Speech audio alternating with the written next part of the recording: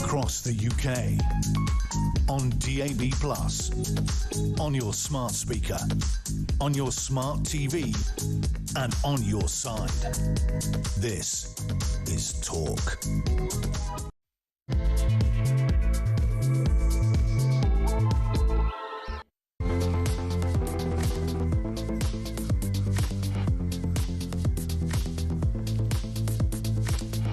Three minutes past one. Mark Dolan in for Ian Collins. Starmer on the brink. How much did the PM know about Peter Mandelson's failure to pass security vetting, and when?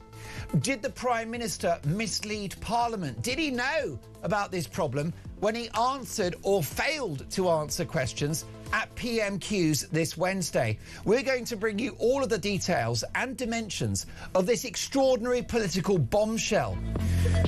Now, I'll be speaking to some of the biggest names in politics and journalism as a debate rages about whether he should go and whether his position is tenable. My question to you this afternoon is a very simple one. Can Britain still trust the Prime Minister? My phone number is 0344 499 1000. Delighted to welcome Jana to the team today. She's taking your calls. Book your place on the show. James is pressing the buttons, which is a major upgrade. Luke is directing our TV output. If you want to watch the show, head to YouTube, search Talk, and up we pop. And the boss is Finley, which means pure quality for 3 hours. Should we do this? Some big names coming up, but we start with an emergency Dolan's dispatch. You could be forgiven for thinking that this government has a problem with the truth, or at the very least, a problem with basic competence. Because what's just emerged in the Peter Mandelson scandal is not a minor administrative error. It is a full-blown crisis of credibility at the very top of government. So let me take you through it, because it's damning. Sir Keir Starmer stood up and told Parliament that Peter Mandelson had passed the necessary security vetting for a major diplomatic role, ambassador to the United States. Now, that's not a throwaway line. That is a serious assurance to Parliament and the British people that this guy was kosher. Except now we learn that it simply wasn't true. Mandelson, we're told, failed that vetting process, failed it comprehensively. And not only that, the system was overridden. The warnings were brushed aside, the red flags ignored. He was appointed anyway. Now, this is not about a late tax return or a missing receipt. This is national security. This is about who represents Britain on the world stage. And the government's own safeguards said no, but the decision was do it anyway. And here's why it is such a colossal and existential political problem for the Prime Minister. Because we now understand that Starmer knew that Peter Mandelson had not passed security vetting on Tuesday of this week. The timeline is important. Starmer knew on Tuesday that Mandelson had failed to pass security vetting. And yet he goes to the House of Commons on Wednesday and, as usual, refuses to answer the questions during Prime Minister's questions. In fact, he was so evasive this week, he was admonished by the Speaker of the House, no less. So the Prime Minister, under pressure, declining to answer questions, being pulled up by the Speaker, and then an extraordinary moment, an unseemly row on Wednesday. Starmer, on his way out of the chamber, visibly angry, started to yell at the Speaker of the House of Commons, bashing his hand and even striking the table with his fist. It's quite clear that at that point, Starmer knew he was in trouble. Because what we now know is this. He came to the House of Commons on Wednesday sitting on a political time bomb, and he said nothing. Now, let's be clear about what this means. There are either two possibilities. So the Prime Minister either knew that Mandelson had failed vetting, in which case he misled Parliament all those months ago, or he didn't know that Mandelson had failed security vetting, in which case he's presiding over a government where decisions of huge national importance are being taken without his knowledge. Neither of those options, lying or incompetence, are acceptable. Sorry, folks, you can't have it both ways. You can't claim the moral high ground in politics, which Starmer has done relentlessly, presenting himself as the clean, competent forensic operator, and then turn around and say, sorry, I wasn't aware. And then there's the man at the centre of all this, Peter Mandelson. This is a guy who was forced to resign from the cabinet on 2 separate occasions. A deeply controversial figure, and now once again right at the centre of a storm. Mandelson, a shady and discredited operator who, as we speak, is also under investigation for urinating outside following a boozy dinner party with George Osborne, no less. Not exactly salt of the earth, is he? And yet this is the man, Peter Mandelson, that the government was preparing to wave through despite failing security vetting, despite the warnings, despite the risks. And then there is the Epstein issue, which makes this far worse, because Starmer did not appoint Peter Mandelson in ignorance of their friendship.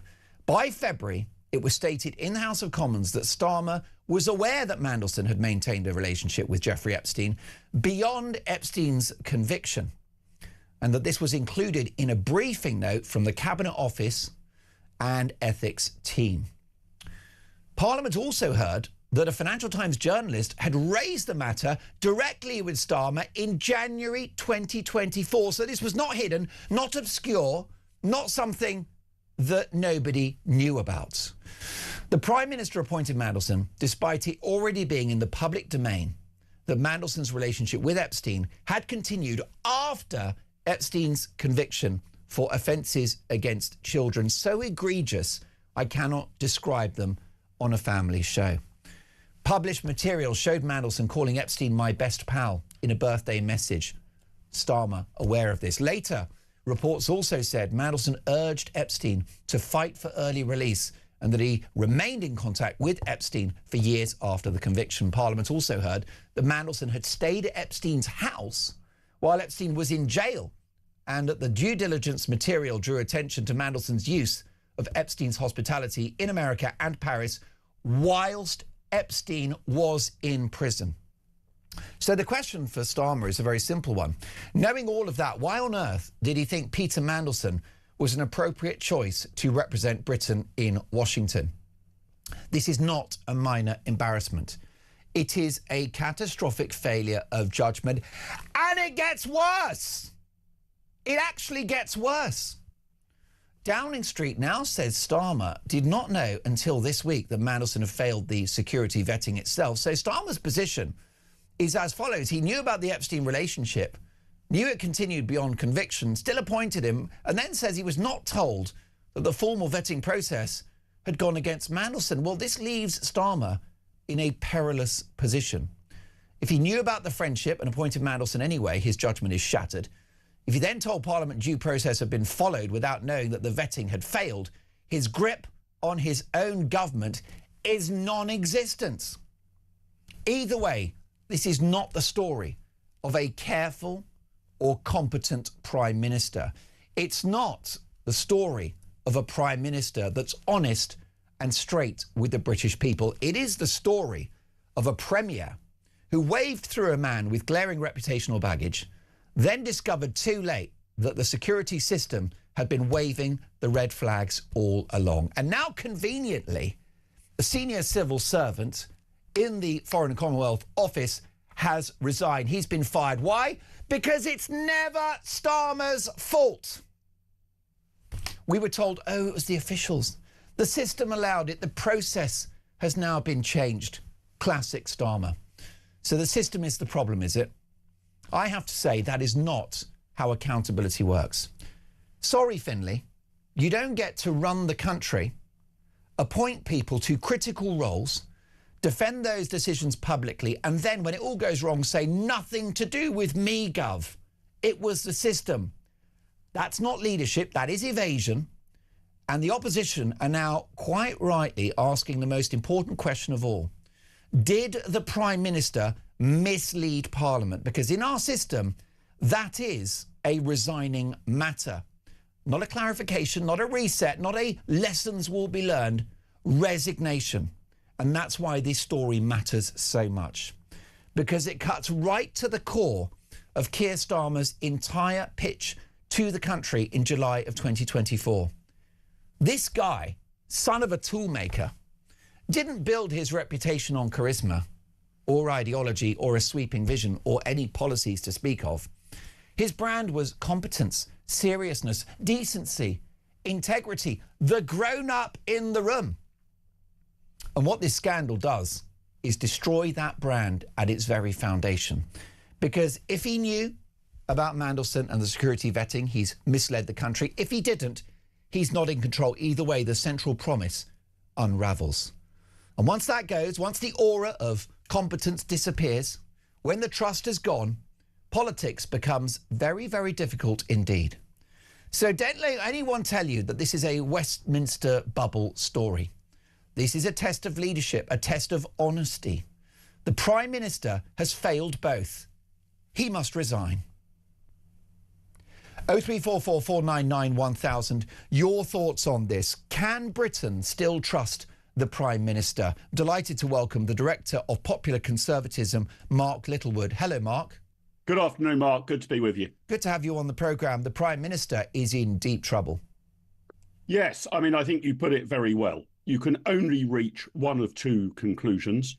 Either the Prime Minister is running the country in a duplicitous fashion, or he's not running the country at all.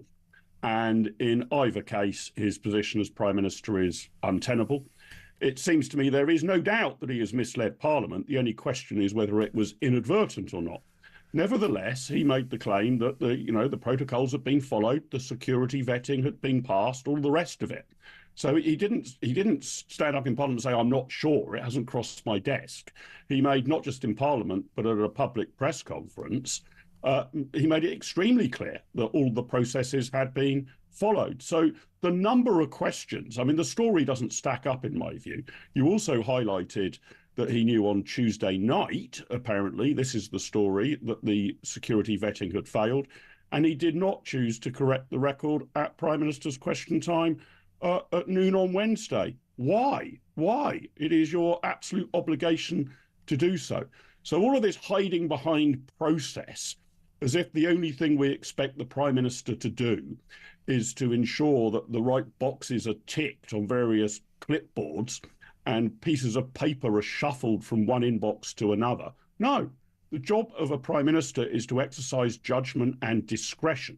And I would add to that we should expect a certain level of curiosity from the Prime Minister. So even if the full security report was not thrust into his hands and he was instructed, you've got to read this now, Prime Minister, it's serious, why didn't he ask about it? As you said, Mark, Peter Mandelson is a known quantity. He must have known this would be a highly controversial appointment. If I was Prime Minister, I would have said, so what's happened with the security vetting? And if some civil servant said, I think it's all fine, Prime Minister, I would say, well, I want to see it. What exactly did it say about Mandelson's relationships with Epstein, with China, with Russia? I want to see it. Bring it to me now. He has to have a certain level of curiosity. Apparently that has slipped through his grasp as well. So either way, any which way up, I think his position is now completely untenable. It just doesn't stack up, and we need a new Prime Minister. That might be leaping out of the frying pan and into the fire, but needs must. You can't have somebody running the country who behaves in this fashion. I think we've learnt about a lot about political branding and political messaging over the last couple of days, Mark. It's interesting looking at Donald Trump, isn't it? Because Donald Trump's brand prices in the fact that the US president is unpredictable, he's not politically correct, he's mercurial. And that's why I consider him to be politically indestructible. He's not universally popular, but he'll survive because he doesn't pretend to be something that he's not. The issue with Starmer is his whole brand was built around competence and probity, both of which are now under question. Absolutely. He is Mr. Rules, isn't he? That the grown-ups back in the room, Marky. Yeah. How's that working out for you? Well, exactly right. I mean, you can love him or loathe him. If you believe the opinion polls, most of the British public loathe him. But nevertheless, his proposition, which is on the face of it, not an unreasonable one, especially given the sort of carnage and chaos of the last couple of years of the Conservative government, that, I do things by the book. Everything will be done by the book. I mean, he promised to the electorate at the last election that there would be, completely new standards of public service, that we were going to be overwhelmed by the level of virtue coming out of number 10 Downing Street. This was his core proposition. Everything will be done by the book, not the kind of Trump-esque or even, you might say, Boris-esque sort of slightly shambolic and bombastic way of doing things. Yeah. No, everything by the rules.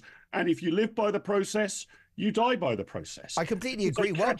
Really well put, Mark. And the issue I've also got now at 18 minutes past 1 on a Friday afternoon, I'm starting to feel sorry for Boris Johnson.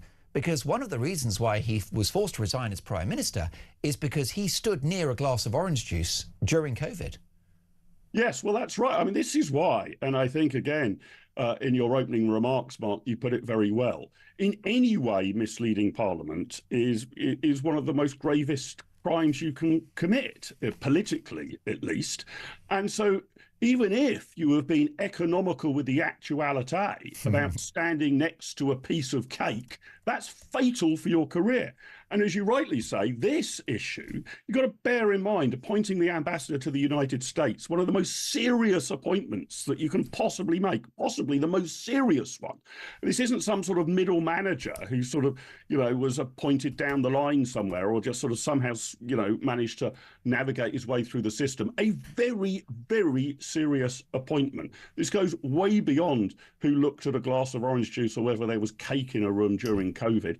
And any misleading of Parliament, combined with a failure to correct that at the earliest opportunity, which even on the Prime Minister's account, that opportunity arose at noon on Wednesday when the Prime Minister was by the dispatch box, I think is fatal. The British Constitution relies on that. A misleading of Parliament is an offence for which any minister, including the Prime Minister, has to go. And that applies doubly so given the severity of this issue. Not a slip of the pen, not a misstep, not a misspeak, a grave matter of security. And Parliament has been led, so have the public. I don't think you can retrieve that position. Well, that's right. Let's not forget that the former Conservative Home Secretary Amber Rudd resigned in relation to the Windrush scandal. She misled Parliament about deportation targets. Now, it wasn't her fault. She, in fact, did not have the correct information, but misled Parliament she did, and she went. Should Starmer do the same? Well, let's have a listen to the Prime Minister, who has spoken this morning, and he sounds furious that he's been misled about this. Take a listen. That I wasn't told that Peter Mandelson had failed security vetting when he's appointed is staggering. That I wasn't told that he'd failed security vetting when I was telling Parliament that due process had been followed is unforgivable. Not only was I not told, no minister was told. And I'm absolutely furious about that. What I intend to do is to go to Parliament on Monday to set out all the relevant facts in true transparency so Parliament has the full picture. Now, I'm delighted to say that Mark Littlewood is going to stay with us. My question to you this afternoon is an important one. Can Britain still trust the Prime Minister? 0344 499 1000. Text the word talk and your message to 87222. Leave us a voice note. Let's have this conversation. Do you still trust Starmer? This is Talk.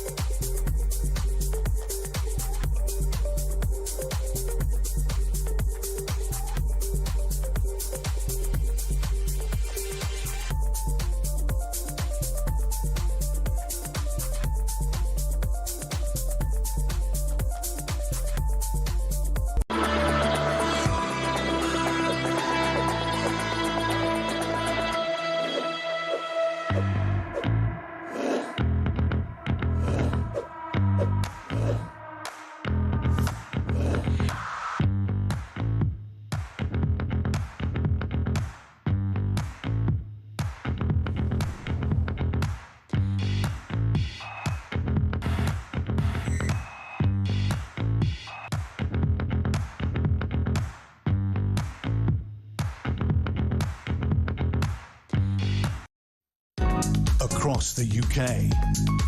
On DAB+, on your smart speaker, on your smart TV, and on your side. This is Talk. Well, you're listening to Talk, and my question to you this afternoon is a simple one. Can Britain still trust the Prime Minister? Starmer on the brink. Could this latest development in relation to the Peter Mandelson scandal be fatal for our Prime Minister? It is a question of trust, isn't it? I've got this from an unnamed texter and who says, Mark, do you still trust Starmer? Whoever trusted him in the first place, Mark? That is the real question. Can we trust Starmer? Suggests at some point that we did trust him, which frankly for me isn't true. He's always been a snake, says a listener. Catherine, hi Mark, great Dolan's dispatch as ever. I've never trusted the PM, so nothing has changed. I'll get to more of your feedback shortly and your calls. Let's take a listen to this clip of Alfred Brandreth, Conservative MP, asking Ollie Robbins on the Foreign Office's view of Mandelson's appointment some months ago. Take a listen. Did the FCDO have a different view about who should be recommended for the posting?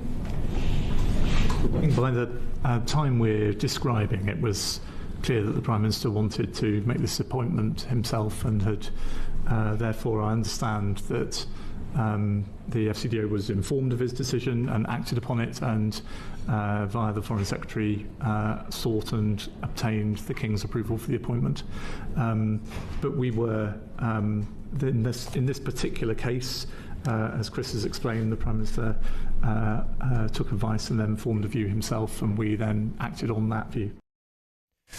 Well, there you go. That is pretty damning. That is Ollie Robbins, of course, the outgoing permanent undersecretary at the Foreign Office, saying that the Prime Minister wanted this appointment to happen. That clip looks pretty damning, Mark Littlewood. Very damning. I mean, I know Ollie Robbins from back in the day. He and I were at university together, and I've only met him a few times since, but I think he's a straight-talking sort of person. He like most senior civil servants, chooses his words extremely carefully.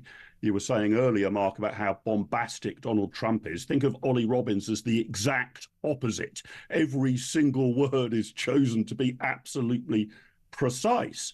So in Ollie Robbins' interpretation of events, this was a political decision made at the discretion of the Prime Minister. If you like, word had gone down, I'm now inferring from what Ollie said, word had gone down that we want to get this through, and the senior civil service were, if you like, lent upon or at least encouraged to wave it through. So I'm finding the story hard to believe that somewhere in Ollie Robbins' inside jacket pocket was this security report saying this is a security risk, you can't appoint Mandelson. And Ollie Robbins took it upon himself to hide that from the Prime Minister. We saw on that Starmer clip that Starmer says he was furious that he wasn't told. He's staggered he wasn't told. OK, but what did the Prime Minister ask? Did he ask Ollie Robbins or other senior civil servants, what did the security throw up? Or is our Prime Minister just a sponge who sits there just expecting to be told things? No level of curiosity at all. No question of getting to the bottom of it at all. Absolutely staggering. And with regard to Ollie Robbins being fired, here's a quote for you from Keir Starmer. I believe it was his New Year message in 2022. These were Starmer's words. I believe that if you're the leader, the buck stops with you. I will always stand up for my team, but I will also take responsibility for everything they do. That is what leadership is. What's changed since 2022 then? He's got to take responsibility for it. Well, the government have form on this, don't they? I'm reminded of the head of the OBR standing down after Rachel Reeves's horror budget. Yes, no, exactly. So it turns out he's not taking responsibility. Morgan McSweeney has to take responsibility. He's gone. Now Ollie Robbins needs to take responsibility.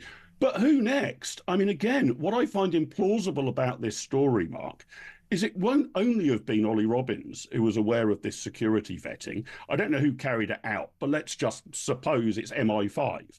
Well, why wasn't the head of MI5 onto the phone to the Prime Minister to say, you are aware, if you go ahead with this appointment, that we've clearly advised you it's a security risk. I mean, it's your decision, Prime Minister, but we've clearly advised you of that. I just wanted to make sure this had got to your desk. No, apparently, we are supposed to believe that there is a jaw-dropping level of indifference at every security service and amongst every senior civil servant in the land. Nobody bothered to raise this with Keir Starmer at any time. Or do we find Ollie Robbins' account of events somewhat more plausible, that a political decision had been made that they wanted to get Mandelson appointed by hook or by crook, and then the state machine bent to that? On the face of it, I find the latter explanation enormously more plausible. And whether or not Starmer was across that is irrelevant. He was the boss, and we live in a culture where if something does happen on your watch, you go.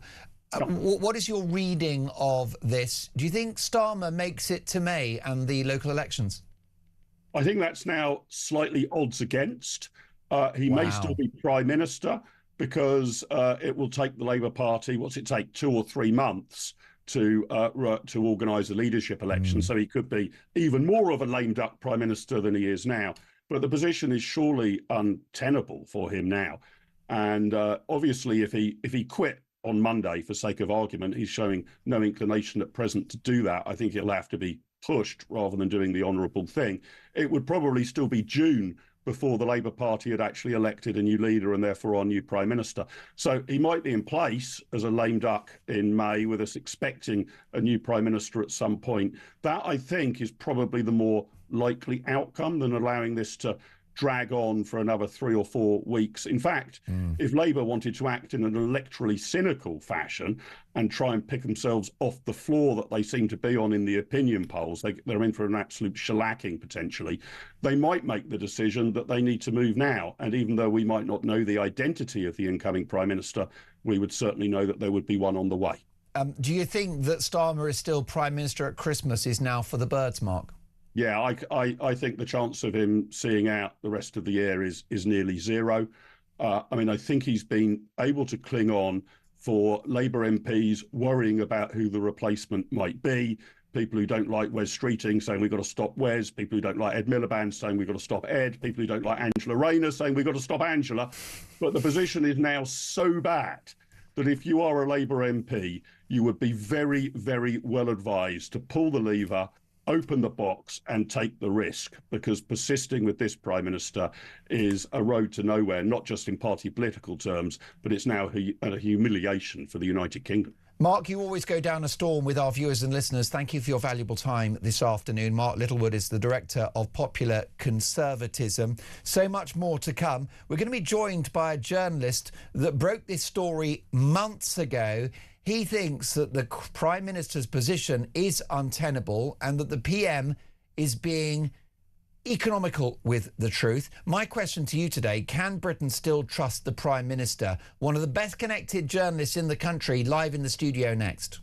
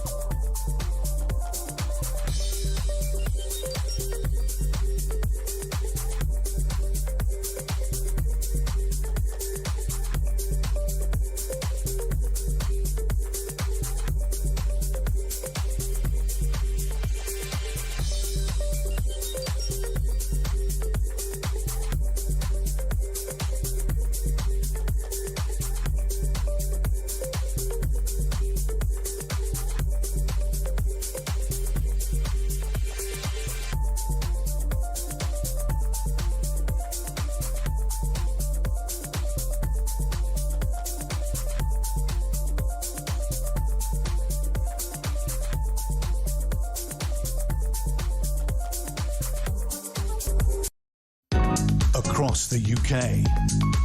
On DAB+, on your smart speaker, on your smart TV, and on your side. This is Talk.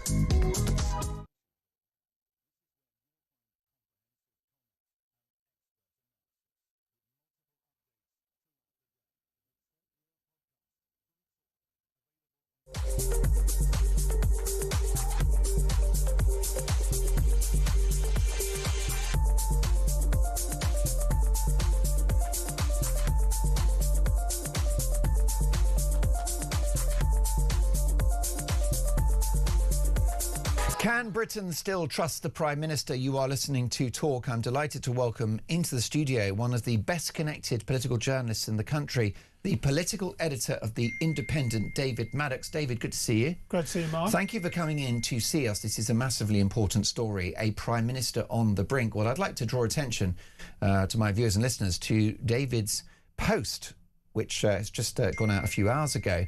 And David wrote the following on X. I'm just pointing out that I broke the story 7 months ago that Mandelson failed vetting from the security services and put it to Downing Street. So the idea that Downing Street only found out on Tuesday is complete nonsense.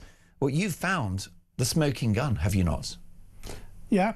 I've also published my initial exchange with the then Director of Communications, Downing Street. Something you don't often do as a journalist, but I felt there was a public interest to prove that this wasn't just hot air. This was and it wasn't just a junior press officer. It was Keir Starmer's hand-picked Director of Communications, Tim Allen, who took 50 minutes to reply to me. So he must have at least made one call to check it out. But it's just, it's astonishing, really. So you contacted Downing Street. You reached out 7 months ago in relation to Mandelson's failure to pass security vetting. Is it conceivable that that intervention by you was not on the radar of the Prime Minister, that he can maintain he still did not know until Tuesday? We splashed the story. There were follow-ups to it. It was in a national newspaper. It was in the Politico roundup. It was picked up elsewhere. I think the team around Starmer read all the papers every day. That's their job. And they pass on clippings, they pass on front pages. But the idea that he's so cocooned that he doesn't see any of these things. I mean, we had a big kind of front page on it. That he doesn't see any of these things. But even then, somebody say, well, 7 months ago, maybe if he knew 7 months ago, doesn't mean he knew at the time of the appointment. I was part of that story 7 months ago was senior ministers telling me, senior ex-ministers telling me who had been in those situations, it is inconceivable that the security services would not raise such an important appointment on the failure to pass the security vetting with A, the Foreign Secretary, or B, the Prime Minister. It would go directly to them. And, I spoke to former Foreign Secretaries, former Home Secretaries on that subject. It's just, this is a massive question mark about Keir Starmer's integrity, I'm afraid. What's your overview? What's your interpretation of the motivations at play here? Do you think that ultimately Starmer was so focused on preserving and strengthening the special relationship with the United States that he was willing to overlook Mandelson's failings to get him in post and keep him in post? It's quite possible. It's from what I've been told, he deliberately avoided conversations with Peter Mandelson and left it to Morgan McSweeney. That's right. There was no face-to-face and no phone call between the Prime Minister and the man that would be taking the biggest job in British diplomacy. Absolutely. They also didn't speak after he stepped down either, after he was forced to resign. It's just, the whole thing's astonishing. It's all a kind of desperate attempt to separate himself from the problem. And, I've thought this for some time now. This is just the latest scandal to hit them. But, the only thing that's shielding Keir Starmer at the moment is nobody knows who would replace him. And there's a suspicion it might be even worse. And that's what's protecting him now. He's in desperate trouble. And the idea, the best case scenario for him is that he's willfully ignoring facts. you know, I broke the story that the Trump team wanted to reject Mandelson's credentials and actually retain the existing ambassador. Exactly. Yeah. Exactly. Who they were quite happy with. And I broke that story back in just ahead of the inauguration. So the idea that he was doing Trump a favour by sending Mandelson over is also just nonsense. It's just he's got himself into a dreadful mess. And the point I often make about if we go back to another Prime Minister who was forced to resign on integrity issues, Boris Johnson, it wasn't over Partygate, as people say. It wasn't. It was Pincher, wasn't it? It was Pincher. And it was a poor judgment on appointments and not taking responsibility or listening to the warnings that were made about people.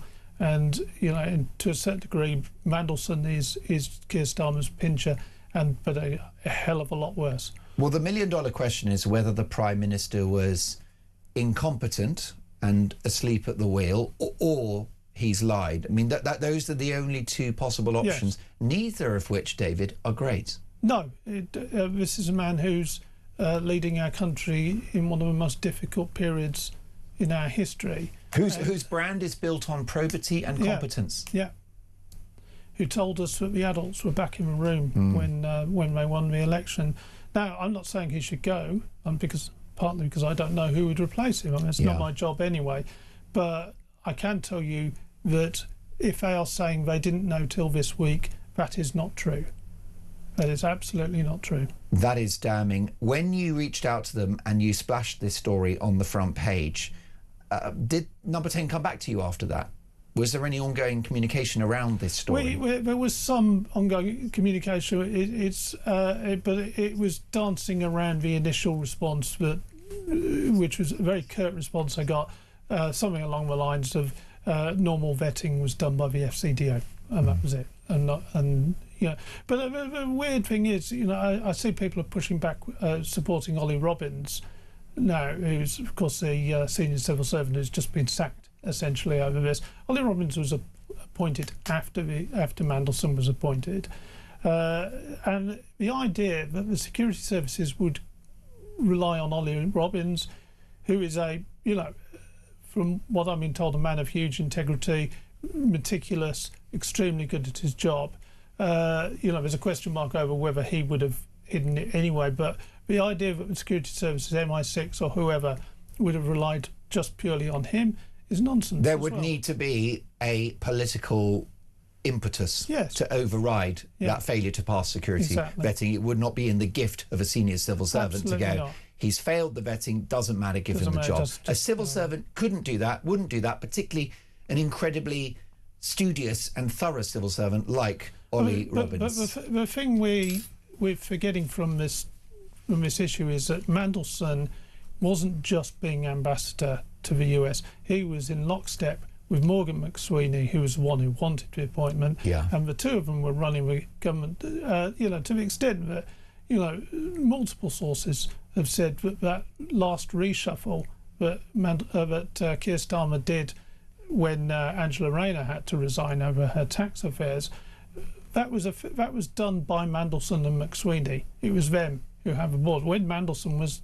ambassador, and the amount of control and power this man had, and that Starmer allowed him to have, is quite worrying. Well, folks, the question remains, can Britain still trust the Prime Minister? In the next hour, I'm going to take your calls. I'm going to get you on air. I want to know what you think, because it's what you think that really matters, the will of the people. Do the British people have confidence in our Prime Minister? Let's now speak to a big name on the political right, Gawain Towler, board member at Reform UK. Gawain, is the Prime Minister incompetent or dishonest? It's hard to tell the difference, isn't it? I'm really pleased you had David on just there, because I think David's evidence is that Number 10 did know. And so any amount of what Number 10 is saying now is so much grist, because Number 10 did know. David got in touch and asked. Well, I think it's devastating. How long do you think the PM's got, Gawain?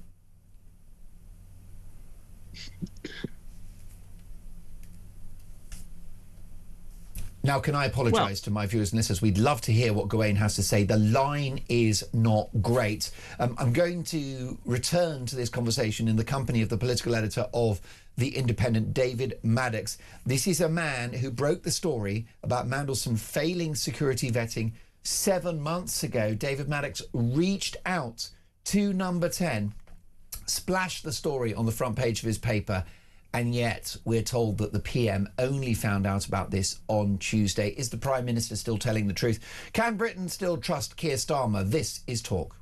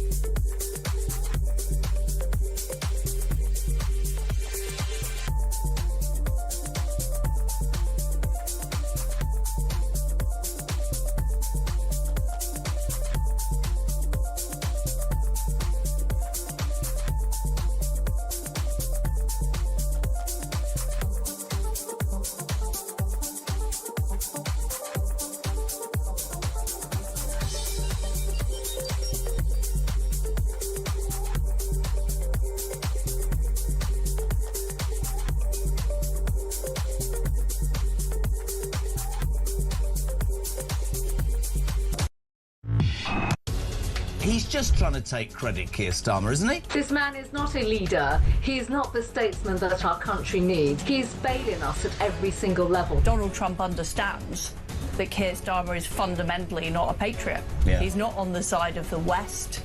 He's been appeasing the Iranians in order to shore up his vote in this country. In front of me is Waitrose, and I'm about to head in there. I literally openly put the stuff in my bag. I nervously walked to the front door, and away we go. Across the UK, on DAB+, on your smart speaker, on your smart TV, and on your side. This is Talk. Richard has messaged the show and said, hello, Mark, this could be the most serious scandal in British politics for 100 years or more, as far as I know.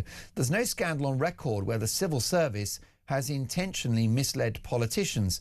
This has grave consequences for our political system, the civil service, which we've regarded as independent for 300 years or more. Well, of course, that's going to be the rearguard response from Number 10. They're going to seek to blame the civil service, aren't they, David Maddox? They are, yes. Well, they've already done so, enforcing Ollie Robbins, who's been a high flyer in the civil service, to resign. And, some people wondered if Ollie Robbins might get the top job in the civil service at one point. It was, it's gone to one of his rivals, Antonio Romeo, instead. But it's been interesting. I saw a tweet by Esther McVeigh, who as a minister worked with Ollie Robbins, just finding it inconceivable that he would have done what he's accused of. He would also have no incentive to withhold this information from Number 10. The only people who had incentive were people who wanted to push this appointment through and to ensure it happened. Is it possible that Sir Ollie could squeal in the days ahead? Could he throw the Prime Minister under the bus? Is that possible? I think it's more likely we're going to be seeing friends of Ollie Robbins quotes.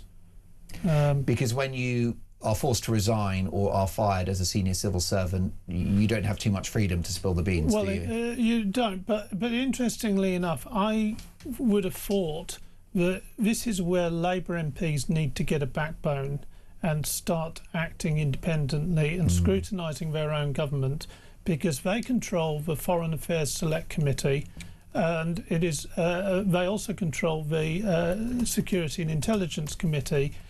They need to call these people forward to give public evidence on this issue, and that's where we can get to the grain of it. Give if necessary, they can ask people to do it on oath. It's been done before, and this is certainly a case where it should be considered, and people like Dame Emily Thornberry should be considering that. Well, I'm delighted to say that we've got a line now to Gawain Towler, who's a very significant figure within Reform UK, currently a board member very close to Farage. Gawain, thank you for joining us on the phone. Your boss, Nigel Farage, has said the PM will be gone by the summer. Is he right?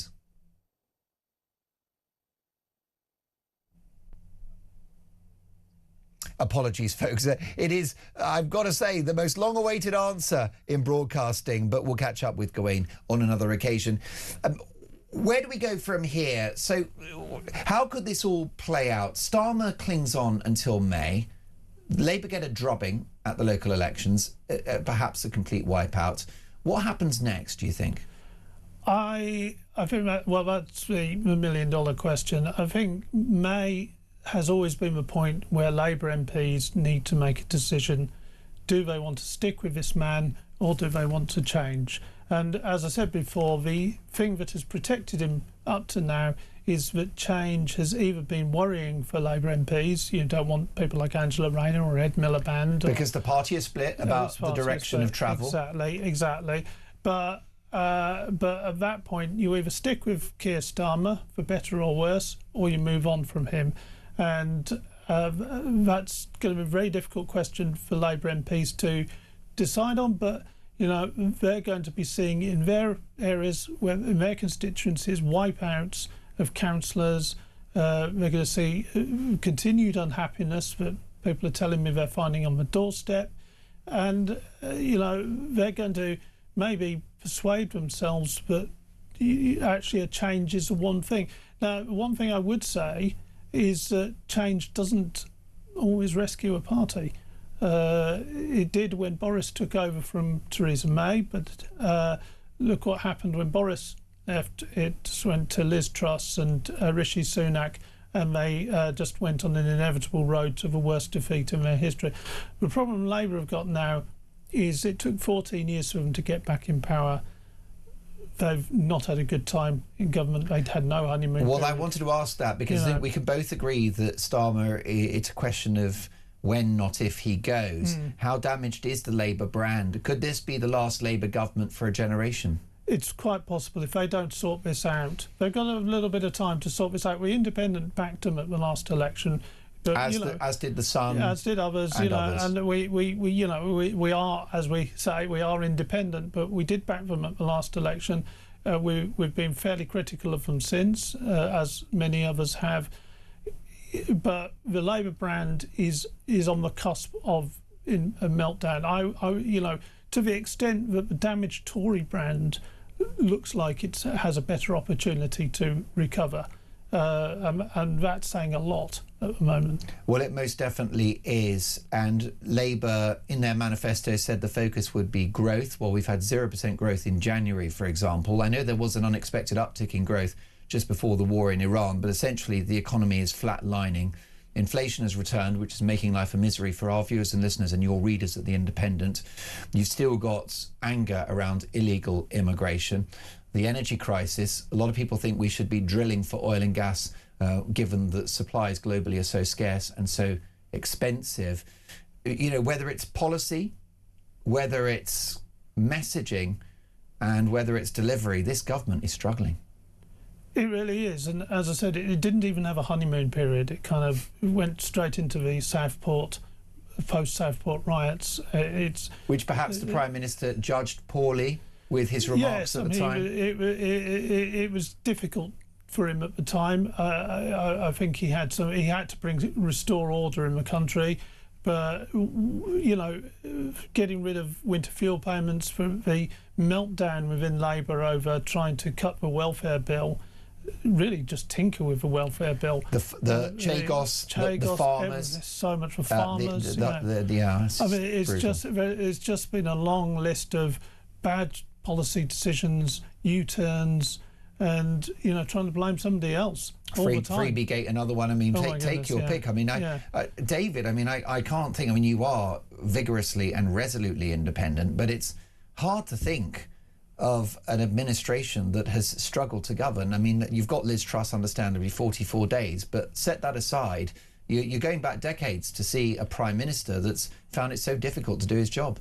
I certainly, in my time as a journalist, I've been a journalist for 26 years now, I cannot remember a government that has struggled so badly, that has had such a lack of sense of politics, basic politics, has, you know, come into power on a huge wave and just dipped into immense unpopularity with no real sense of... I mean, I remember having a conversation with senior Labour people, even 3 months into the government, just 3 months into the government, who were saying, can we somehow get people to like Keir Starmer because he's hated, quotes, hated at the doorsteps. And that was just 3 months in.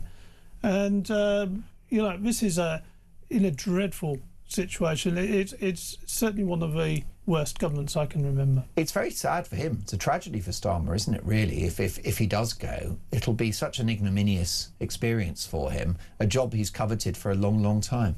It will, but you know... We've Crimea River, right? I mean, you know, this is a guy who... Where's the world's smallest violin? Well, exactly. You know, this is a guy who handed Boris Johnson out, I mean, fairly, over, you know, all the various issues there. He, you know, didn't have to hand Liz Truss out, but he certainly danced on her political grave a lot. You know, this is the nature of politics, and if you make the gamble, if you put your head above the parapet for it, then you're going to, if you're not good enough, you're going to be exposed very badly, and I'm afraid, you know, it's been the case. And I think that's one particular mistake, is trying to occupy the moral high ground, holier than thou, grown-ups back in charge, as you said. That's not a pitch that Farage, for example, is making to the British public. Of course, there are plenty of people that really like Nigel Farage. There are others that don't. But Farage is not pretending to be the Archbishop of Canterbury, is it? It's priced in that Farage is a bit of a rough diamond personality. That protects you politically. It does provide you with some protection. It hasn't provided Nigel with complete protection, but it's certainly provided him with some in that respect. And I don't think many politicians going forward are going to be pretending to be occupying the high moral ground. That was certainly a mistake. I think it's a mistake. Well, David, I've got to say the calls are flooding in. The switchboard has literally melted, and we're going to devote the next couple of hours to the audience feedback. We've got voice notes as well. Danny has actually taken time to write a poem about Sir Keir Starmer. Take a listen to this.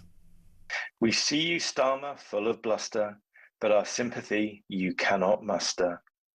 2/3 of us want to see you go, but to our disappointment, it isn't so. It's never been across my desk, a repeated line we all detest. Sacking staff doesn't show your class, it's just you covering your arse. We see you, Starmer, like that tanker, so now just leave, you useless anchor. Cheers. Danny, you are the official poet laureate of Talk. Apologies for the A word, anyone offended, but I think we can appropriately use that in a political context. That's commentary. That's satire. How about Kitty with a voice note? I think this one's a bit cleaner. Hi, Mark. Kitty from Kent here. You say there's only two options about Keir, which are he either lied or he's incompetent. There is a third option, of course. He's a liar and he's incompetent. And that is the option I'm going with. And that is the option anyone with their head screwed on would go with too. Have a lovely afternoon. Now, David, we know you have to run off and get tomorrow's paper ready. I'm already looking forward to your coverage in The Independent. I mean, the big story really here is, yes, this is a political drama, but we're talking about the country and we're talking about national security. This is a government that's struggling with the economy, with the borders, energy supply. You know, our viewers and listeners, your readers are going through a tough time, and that should be the focus, not a soap opera in Whitehall. Yes, and in the end, this is what will make or break Labour. It's the money in people's pockets, as the American famously said, the economy's stupid, and people are struggling. People are struggling. The country feels miserable because people's wages are down, costs are up, and things are only getting worse. No, a lot of that's down to wars elsewhere and other people's decisions. You know, governments are kind of caught in the turbulence of the world, but it's going to break them. David Maddox, one of the best connected journalists in the country, the political editor of The Independent. Thank you so much, David. He had the scoop 7 months ago. More to come. Can Britain still trust the Prime Minister?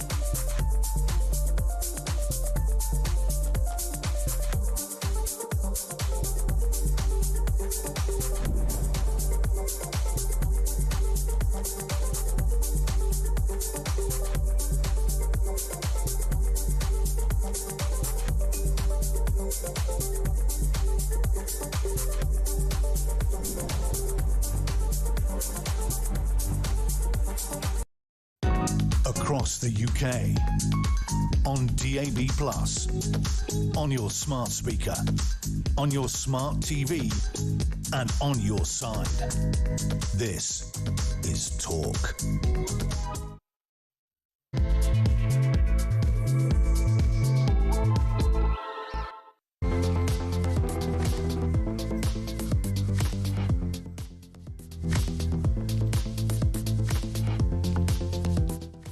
Past 2 and Starmer on the brink. How much did the Prime Minister know about Peter Mandelson's failure to pass security vetting?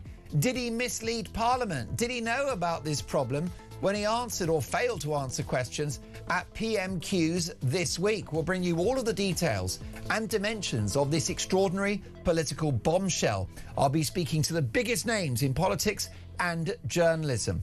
So as a debate rages about whether the PM should stay or go and whether his position is still tenable, my question to you this afternoon is a simple one.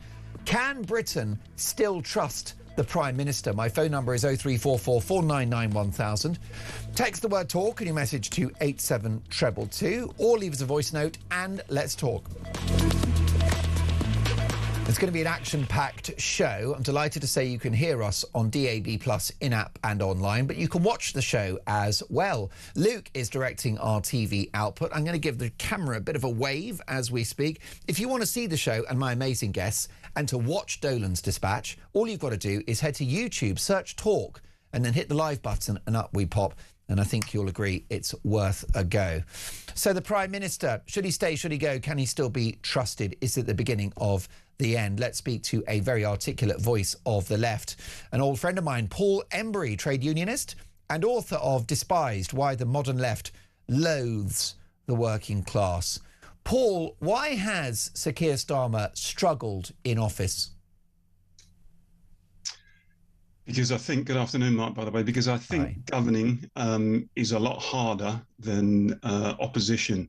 And I think that's something that Keir Starmer is learning. And, you know, let's be blunt, he came into power, the country wasn't in a good state. Correct. The economy wasn't in a good state. Immigration was through the roof. There was a real sense of decline in the country. Public services were not working properly. I think there was an air of kind of social disintegration around many of our communities. But he did promise to fix it. He promised to turbocharge growth in the economy. He promised to stop the small boats, to improve public services and so on. And I think there's just a feeling among people that nothing much has changed. You know, people were so angry and demoralised with the Tories. They kicked them out, gave Labour a huge majority. But there's just a feeling among people that essentially we're still where we were a couple of years ago. And my view, Mark, really is unless they get growth into the economy soon, unless they deal properly with immigration, they get NHS waiting lists down, they improve public services and so on, they make people feel better about, you know, their own prosperity, their own economic circumstances, then any slim chance we've got, because obviously I'm a Labour person, of winning the next election will have completely vanished, frankly. There's clearly an issue around competence. Is there also an issue, Paul, around the character of the Prime Minister? I think the character in terms of the fact that he has quite a wooden personality. He doesn't particularly connect well with the electorate, and certainly not those parts of the electorate that he needs to win back. I have to say, I don't think there's a massive kind of integrity question there. I mean, all politicians spin. We know that. They all try to manage the message. On this, for example, the Mandelson business, the latest scandal, I think he probably is telling the truth. I don't think he was told. I mean, if he was told and he's denying it, then that in itself would be a massive thing and a clear resigning offence. I don't think he was told. I do think there are very serious questions around why he and no other minister was told. I mean, it seems to me quite staggering, actually, given the magnitude of the decision. We weren't talking about a minor appointment. We weren't talking about, you know, the ambassador to Peru or Iceland, with all respect to those countries. We're talking about the ambassador to the US at a time where there was massive global instability and where the relationship, the transatlantic alliance, was under strain. And for that person, Mandelson, to have been denied, you know, in terms of the security vetting, denied approval, for that to have then been overturned by Foreign Office officials and for no minister to be told, I think raises concerns, not just about competence of government, but about the power of the blob. What made a civil servant or a group of civil servants think they were better placed to make a decision that UK security had taken, and then to not tell any ministers? I think there are some really serious questions about how government and the state and the civil service functions in this affair. Although David Maddox, the political editor of The Independent, Paul, has said it's inconceivable that senior civil servants should overrule and overturn a red flag from, you know, on the vetting side, that they would essentially continue with the appointment, notwithstanding that Mandelson had not passed security vetting. He said it's not conceivable that a civil servant would make that call. He said this decision had to be political, and therefore there needs to be some kind of paper trail as to how Number 10 made that decision. Well, if that's true, and I don't think we can rule it out completely, but if it's true, that will almost certainly come out, because if a minister has intervened and ordered the Foreign Office officials, or a Number 10 advisor, or a Number 10 advisor had ordered you know, civil servants to overturn the decision, then of course that would come out almost certainly. But in terms of ministers knowing about it, I don't think Starmer knew. I don't think Lammy knew. I don't think Yvette Cooper at the Foreign Office knew. So I think they probably are telling the truth on that. But as I said, it does raise serious questions about why they didn't know. And Ollie Robbins is obviously in the heart of it. I mean, he comes with quite a checkered history anyway. Of course, many Brexiteers will remember him from the Brexit negotiations, and there was a general sense that he was far too close to Brussels when he was the Brexit negotiator on behalf of Theresa May's government. It does make you wonder when senior civil servants have this sort of power, the Sir Humphreys of the world, whether they do actually feel empowered to make these sorts of decisions without getting them rubber stamped by ministers. So my own view is that's probably the more likely scenario. But if it is ministers or special advisors making the decision, we'll find out about that soon enough, I'm sure. Now, you're right to give all involved the benefit of the doubt, Paul. We just want to get to the truth, and it's important that we don't point fingers and rush to judgments. Although, would it not be a worry for the Prime Minister that David Maddox, who was with me in the studio just a few minutes ago, has posted the following on X?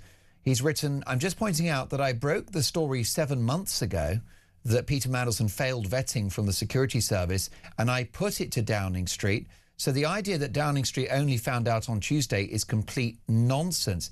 So therefore, Paul, it's conceivable that the Prime Minister did not know that Mandelson failed vetting, but the number 10 operation may have. I mean, David Maddox will say they did, because it was the front page splash on The Independent on, and I've got the date, the 12th of September of last year.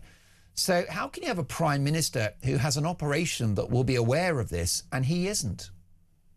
Well, if that is true, then that would be appalling, because frankly, if you were a special advisor to the Prime Minister or a member, any sort of member of his team, and you were aware that given how contentious the appointment was in the first place, it was clearly a political appointment, and Mandelson himself having been sacked twice from government, and people knew that he was friends with Epstein and so on. It was a very controversial appointment in the first place. So if you were a special advisor and you became aware that he had been denied approval by the UK security officials, and then that somehow was overturned, then the first thing that you would do surely would be to go to the Prime Minister. So it could be that there was a sense of trying to shield the Prime Minister from any subsequent damage, plausible deniability and so on.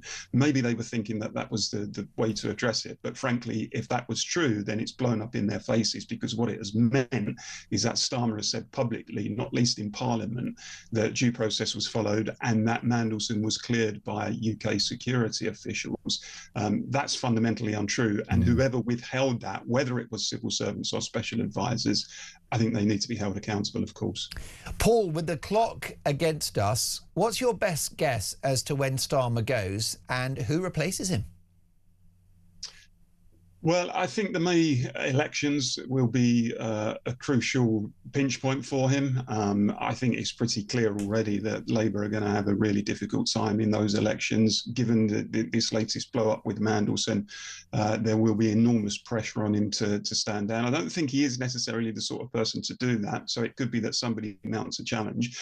I don't think there's any obvious standout candidate, Mark, and that's a problem for the Labour Party. Wes Streeting is clearly on manoeuvres. I don't think he's the answer personally. I like Shabana Mahmood. I think she's got integrity. I think she's taken on elements of a party over the immigration issue, which has made the party uncomfortable but needed to be done. But whoever takes the hot seat, they're going to have an absolute mountain to climb in terms of winning back the number of votes they would need to win the next election.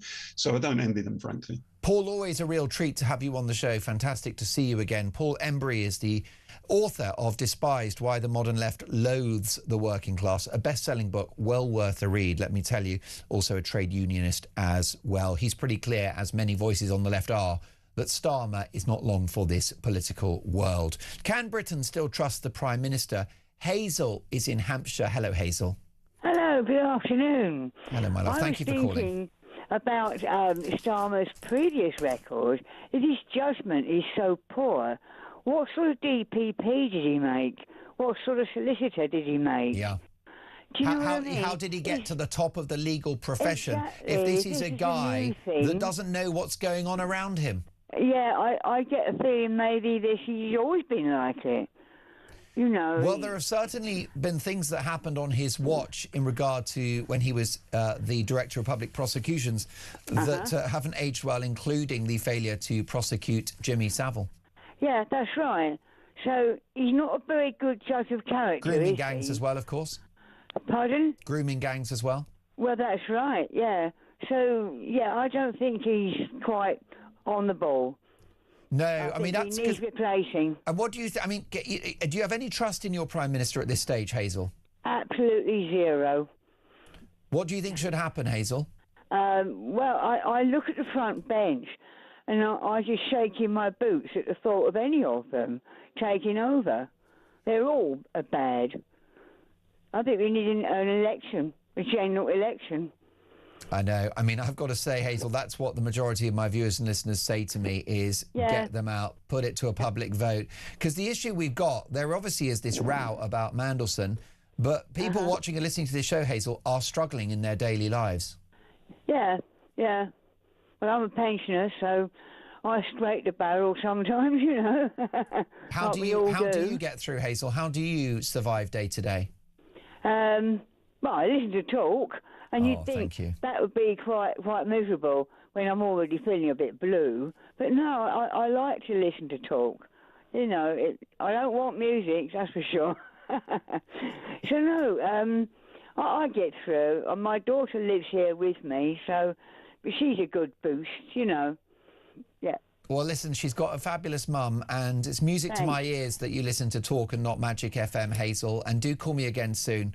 You're a delightful person, and I totally understand your concerns about Starmer's competence.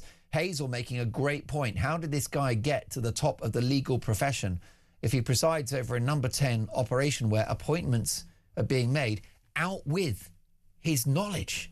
What is going on? Is the Prime Minister incompetent or dishonest? Can Britain still trust Keir Starmer? This is Talk.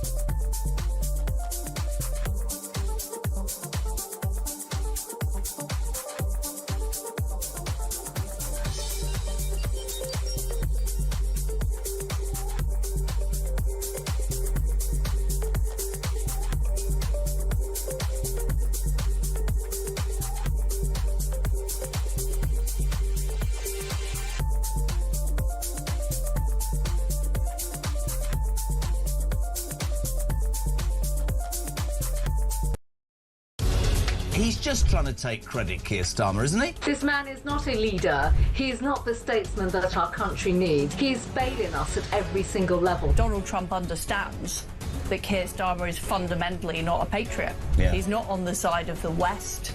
He's been appeasing the Iranians in order to shore up his vote in this country. In front of me is Waitrose, and I'm about to head in there. I literally openly put the stuff in my bag. I nervously walked to the front door, and away we go.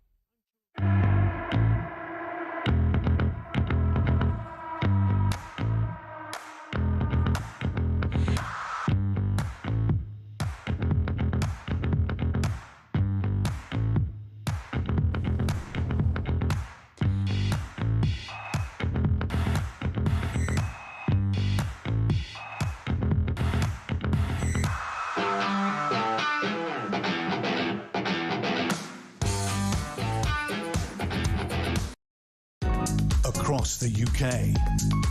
On DAB+, on your smart speaker, on your smart TV, and on your side. This is Talk. You are listening to Talk, and we have some significant breaking news, which is that Iran's foreign minister has said the Strait of Hormuz is now completely open to commercial ships for the remainder of the ceasefire. This is massive news. The Strait of Hormuz has been weaponized by the Iranian regime following attacks by the Americans and the Israelis. The Strait of Hormuz is responsible for the passage of 20% of the world's oil. The Strait of Hormuz is now open. And the context to this is very important, because where is our Prime Minister? This is a Prime Minister that did not support America in its early efforts to disarm the Iranian regime, arguably the worst regime since the Third Reich. All America wanted at the start of the war is to use UK air bases to refuel their jets. Our Prime Minister, who is a broken clock that's not even right twice a day, said no. That has destroyed the special relationship. So where is Starmer now, having completely annoyed our number one ally, the United States? He's in France. Why is he in France? He's gone to France to hang out with Emmanuel Macron, another completely irrelevant European leader, to do a video call about unlocking the Strait of Hormuz, which is now open. This is the same Prime Minister who's facing a complete crisis as a result of his decision to appoint Peter Mandelson to the biggest job in British diplomacy. It's very possible that the Prime Minister is lying about how much he knew in regard to Mandelson, including whether he knew or did not know that Mandelson had failed security vetting. The whole thing stinks. We've got unemployment. People are struggling on a daily basis. The economy has flatlined. We've got open borders. And he's in Paris, giving it large in the Elysee Palace with Emmanuel Macron. It's a hot mess, and this Prime Minister has got to go. Now, let's get reaction from a top pollster in relation to today's breaking news. I'm delighted to welcome Conservative peer and leading pollster, Lord Robert Hayward. Robert, thank you for joining us. Good afternoon.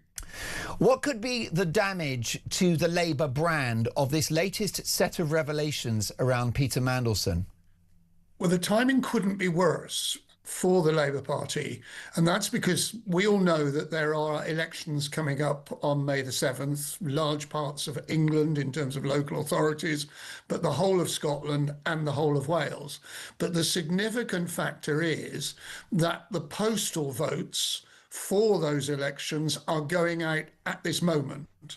And if you take last year's local elections, 34% of all the people who voted actually voted by post. So roughly 1 in 3 of the people, of the votes that will be counted on May the 7th this year, will have been cast by post, and may well be cast, people may be well be filling out their ballots this weekend. And given the backdrop for the Labour Party, it's a real problem for them. They were already facing difficulties, but this particular issue is just going to add to the problems for the government. It's clear that Sir Keir Starmer, Robert, is on borrowed time, but is it conceivable this could be the last Labour administration for a generation? I don't even make predictions about the upcoming elections on May the 7th until a few days out. It's always risky calling what may or may not happen thereafter. Speculation as to whether the Prime Minister would not be Prime Minister back in January. Then people were saying, oh, well, he'll survive at least until September. There is no doubt that this crisis at this point has enervated the other political parties and really left the Labour Party asking themselves what on earth is going on. And we will see what happens on May the 7th. But there is no doubt that the Labour Party and the Prime Minister, who were already looking at the results and a big defeat on May the 7th could well face an even worse set of circumstances than I and other analysts were forecasting. It's quite remarkable. Robert, we're going to come to postal voting in a moment, but you are very judicious and cautious about your political predictions, which is why you are a highly trusted pollster.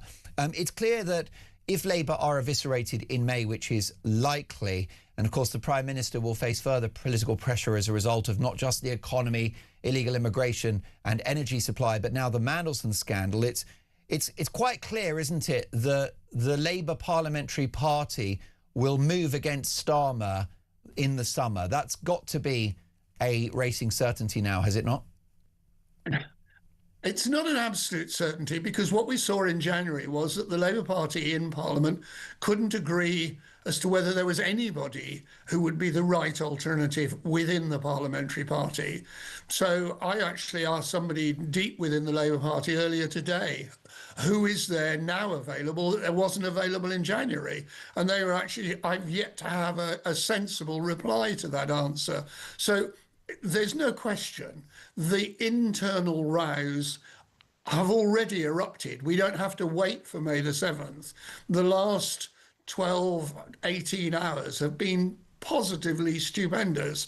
I've watched some interesting events in my political time, which has been sadly far too many years, but this is one of the most sensational that I can recall and will damage the Prime Minister. There's no question about that.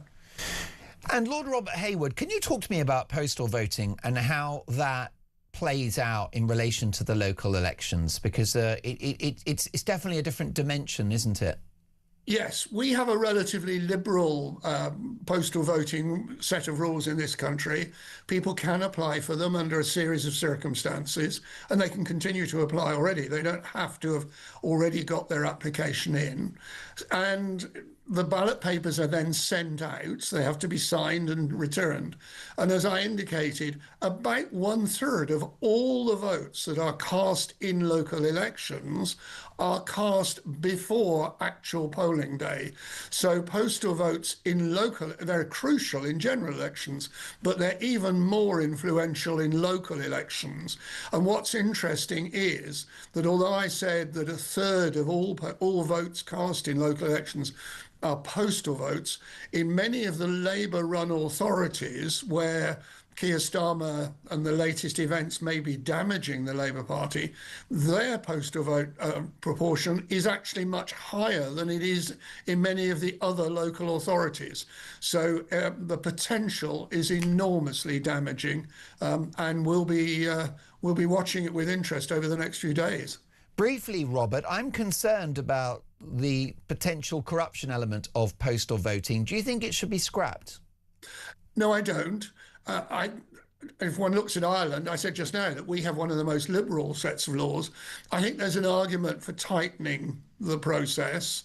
It was substantially tightened under the Elections Act in 2022, and this stopped people taking vast bags of postal votes in, collecting them, farming them in effect. And it's much tighter now. You have to only return a set number, be able to show that they are your own members of the family. But I think there is a case for looking at it again and seeing if there are any other elements that should now be tightened as well. Plenty. Can I thank you, Robert, for your time and your wise counsel? I do hope you'll join me again in the near future. One of the finest pollsters in the land, Lord Robert Hayward, who's also a Conservative peer. Now, the Prime Minister is on a video call in France. I don't quite understand why you need to fly to Paris in order to participate in a video call to open the Strait of Hormuz, which it turns out has now reopened. We've got great breaking news. It is good news. Here on Talk, we like to share good news when we have it. And Iran's foreign minister has said the Strait of Hormuz, which of course carries 20% of the world's oil, is completely open to commercial ships. A response from Donald Trump on Truth Social. Thank you, he says. Has Donald Trump been proved right? Has he had the last laugh? Well, we're talking about the Prime Minister, who for no good reason is in France on a video call trying to help with something that's already happened. Let's speak to Christopher, who is in France. Il est dans l'Hexagone. Bonsoir, bonjour, Christopher. Bonjour, Mark. Thank you for taking my call. That's as far as my French goes. And Christopher, let me ask you, how's this news going down in your household about Sir Keir Starmer, the Prime Minister? Well, I think a lot of people enjoy your show very much, and you've analysed his history over the past 18 months. Thank you, Christopher. He has been a consistent liar, consistently out of the country, flying around the world, and he just does not have any credibility whatsoever. And in fact, the reason why I called is because you may recall his freebies from Lord Ali. He never actually apologised for it. Only when he was caught and asked about it, he said, or he volunteered, I will give them back. He never actually apologised or said it was wrong. He just said, I've given them back. And that, for me, was evading the truth. And that's what sort of person he is.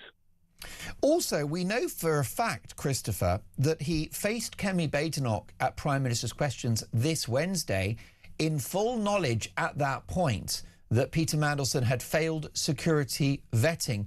He sat on that information until today. That's significant, isn't it? It is. It goes to the heart that he is not an honest person. I've never believed he's honest, and consistently the evidence comes out that he is not honest. I don't know why people believe anything he says. So it's a bit of a no-brainer if I ask you, can Britain still trust the Prime Minister? For you, it's a no. It's an absolute no.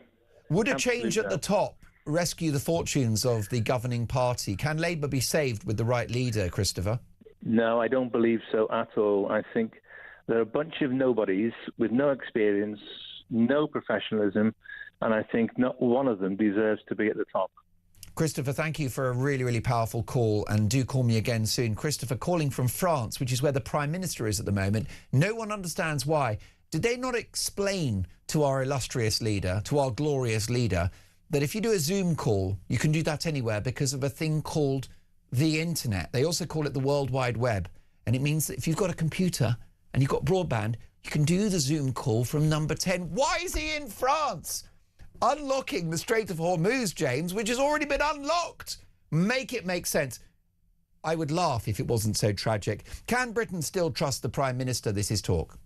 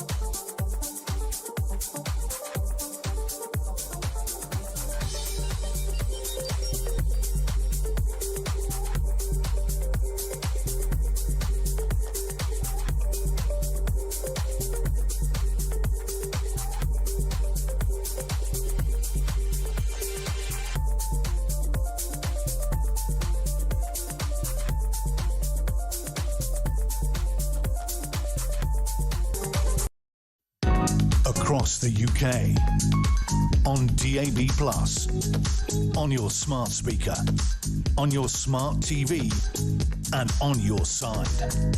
This is Talk. You are listening to Talk. Can Britain still trust the Prime Minister? I'm going to get to your calls and texts on that in a moment. Fiona says, actually, Mark, is Mandelson the leader of New Labour? It would explain a lot, especially the people in the cabinet. Live in the studio, Conservative peer and the author of Return to Growth, Lord John Moynihan. John, welcome to Talk. Thank you, Mark. First of all, your reaction to this developing story that Peter Mandelson failed security vetting but became the country's leading diplomat anyway. With probably a strap 3 security clearance, the highest possible level of knowledge about our secrets. Yes. I'm sure that, you know, throughout the day, your other contributors have said a lot about this, but I've been watching, and there are a couple of things that I haven't really seen too much. First is that all this came out 7 months ago. The Independent published this. Correct. And said, you know, said all of this and said... Front page splash. I've got the headline right here, John, which is as follows. Concerns Mandelson did not pass MI6 vetting for US ambassador role, but Starmer appointed him anyway. The date of that article, Friday the 12th of September 2025. I know, extraordinary, but it was in the Independent.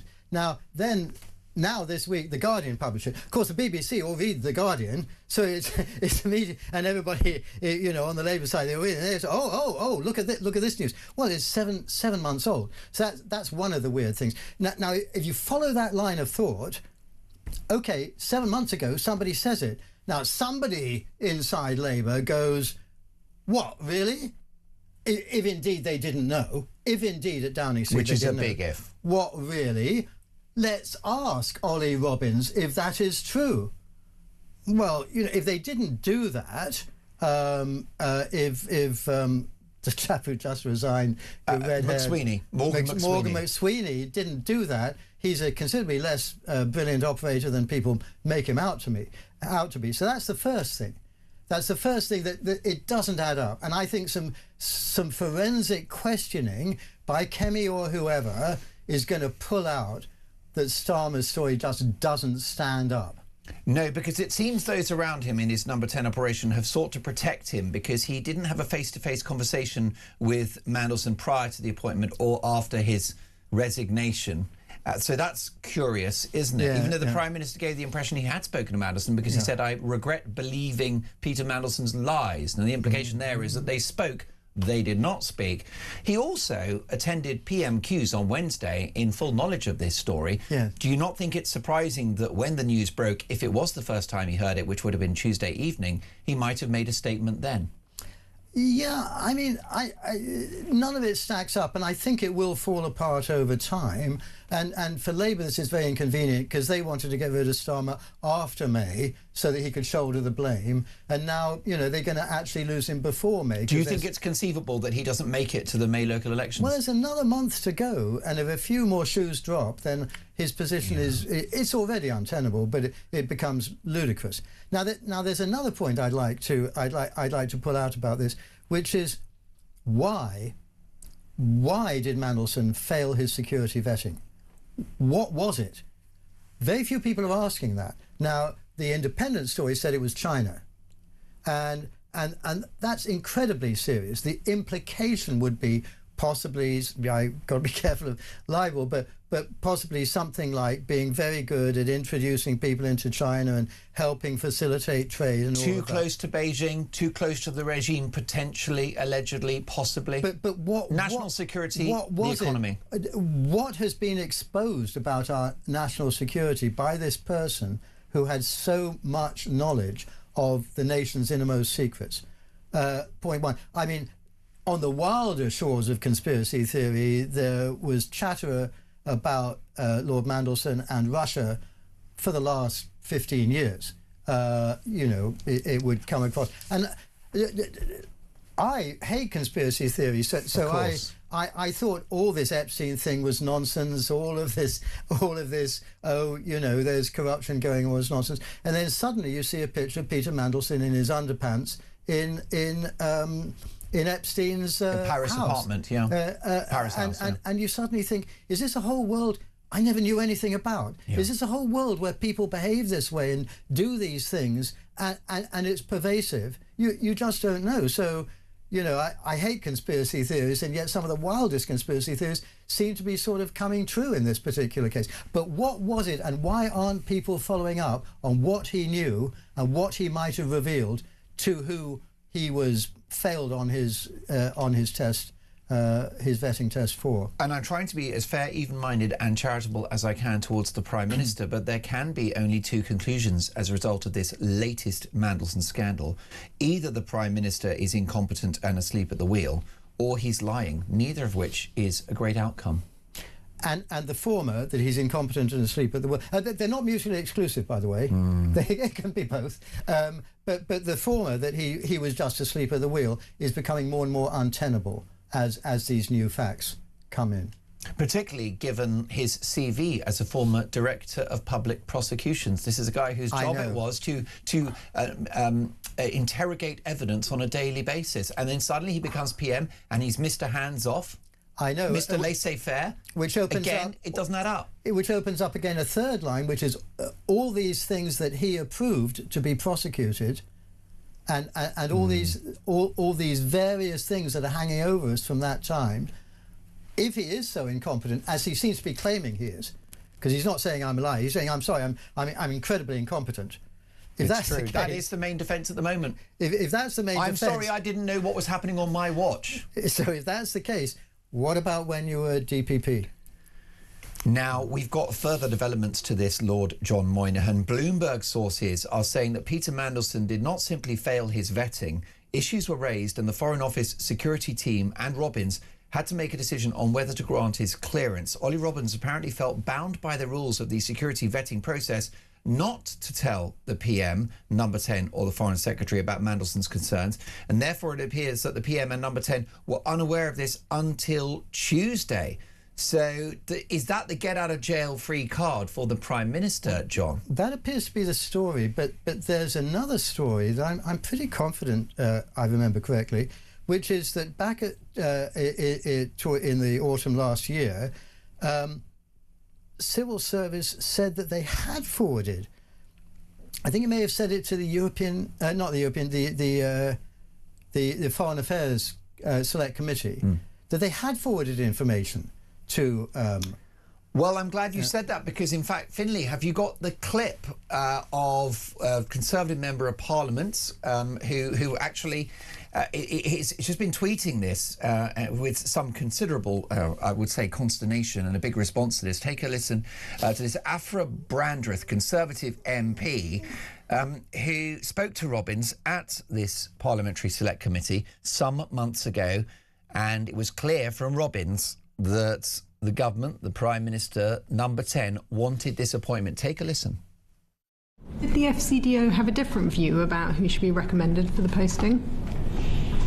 I think by the time we're describing, it was clear that the Prime Minister wanted to make this appointment himself, and had therefore I understand that the FCDO was informed of his decision and acted upon it, and via the Foreign Secretary sought and obtained the King's approval for the appointment. But we were, in this particular case, as Chris has explained, the Prime Minister took advice and then formed a view himself, and we then acted on that view. I mean, there we have a smoking gun. The Prime Minister formed a view himself. Exactly. And now he's saying the opposite. You know, maybe he's been... I should never imply that, but who knows, in an alternative reality, maybe he was offered a peerage or some such that led to the most recent statement. But yeah, see, that's the other thing. There's this chumocracy, and it's mostly among the civil servants. Now, you know, you're in this whole intelligence, foreign affairs area. You've got that very senior individual who left a bunch of papers behind a bus station in Canterbury. Do you remember that one? I do. What happened to him? Nothing. He's been promoted to a very big firm.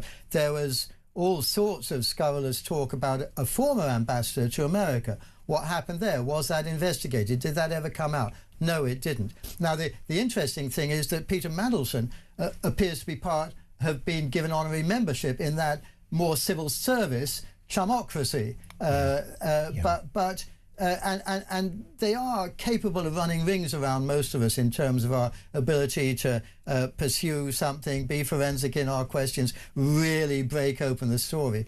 I don't think they're going to succeed on this one. I think it will be broken open. But why? The more ethereal question is, okay, what about this democracy all helping each other out? And why are they prepared to go to these lengths for Peter Mandelson, of all people? Now, John, we're going to get to defence, which is a critically important issue facing the country at the moment. Briefly, though, with your political head on, how do you see this scandal playing out? I'm the worst. I'm absolutely worst on that. Politics, I'm an outsider. You know, I only got into politics because of the Brexit referendum, and I only stayed in it because I was, you know, wrote a few books and got obsessed with it. But I don't understand politics. I don't understand how people can lie so assiduously, how they can do the things that they do. It's a mystery to me, and I find myself in a constant state of amusement. So what happens here? Don't ask me. Well, I agree with you, because I mean, I would say the majority of my viewers and listeners consider Starmer to be pathologically dishonest, a man who defaults to lies. That is the perception that my audience have of the PM. That's not tenable, is it, going forward? People don't trust him. To have an electorate who think that way is clearly not very good either for you or your party or your fellow MPs. And if it goes on, I think it is untenable. That's why I think he must resign. Because an awful lot of MPs looking down the barrel of a gun, in 2 years or so, they're going to lose their seats. Can we talk about defence? Why is it so important to my viewers and listeners, and how much needs to be spent? Well, I mean, it's tremendously easy for our generation, who have never really been involved in what you might call total war, unlike my parents, unlike my parents' parents. They had World War I and World War II that just consumed their world for many years. And they had that experience and understood that what a close-run thing that was. And that's a quote from Waterloo, which, you know, again, if Bonaparte had won that, we would be speaking French. So it's very difficult for generations that have grown up in peace to be able to make a judgment as to how warlike you should become. But anybody who understands what's going on in Ukraine, what's going on in the Middle East, has to and the parts that, in particular, Russia and China are playing in that. Anybody who thinks sensibly of that realizes that we're in deep trouble in terms of our preparedness for war. Now, obviously, you give money and welfare in order to attract a certain proportion of the electorate to vote you into power. And if you say, no, we're going to cancel the triple lock, we're going to get rid of all these disability payments for stress, we're going to, you know, cut civil servants' salaries in half, and all the things that actually desperately... It's up to 10 million votes that you're going to lose. There you go. There you go. Now I would argue that most of those votes you weren't going to get in the first place, but it is a very fine choice for someone like Nigel Farage or Kemi Badenoch to think about when they're trying to figure out how to get to power. Because you're not in power, you can't do anything. However, I think the best quote I've seen recently, which may be apocryphal, is a Rachel Reeves apparently saying, when asked as the Chancellor for more money for defence, why should we give more money to those people? They can't even get their gender balance right. Now that perfectly encapsulates it to me. Now several people have said that that's the case. The Treasury are denying, in a sort of non-denial denial, that ever was it. But that perfectly captures it for me, because the world is composed of two types of people: people who work by logic and people who work by feelings. And unfortunately, we have trained our peacetime children to think by feelings. You've got to have a heart. Look at these poor people. They need this money. You get a medal for participating in the school race, even if you come last. And all of that good stuff.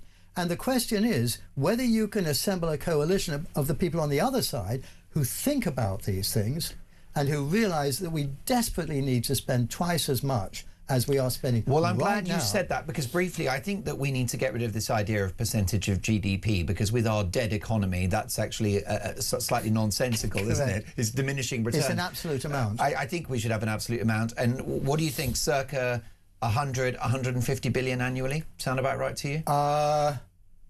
Because currently in the region of 60 billion, isn't it?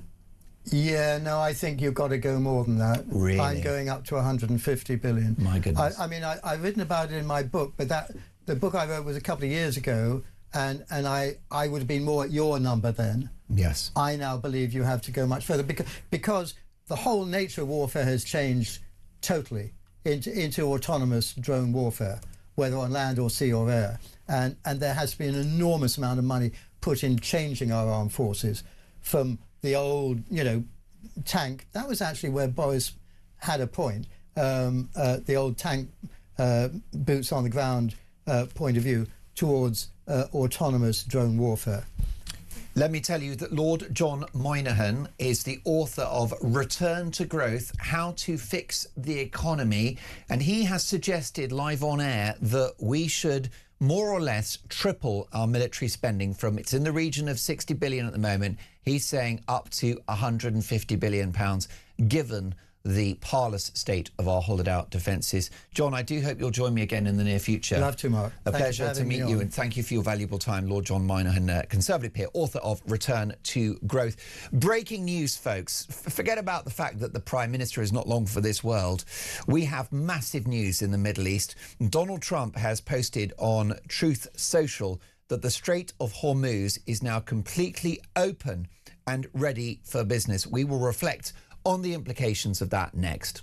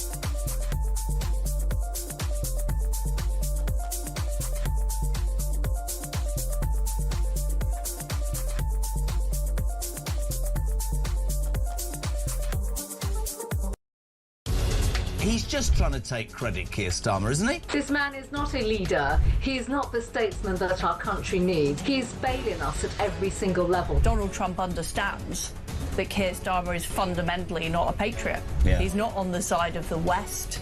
He's been appeasing the Iranians in order to shore up his vote in this country. In front of me is Waitrose, and I'm about to head in there. I literally openly put the stuff in my bag.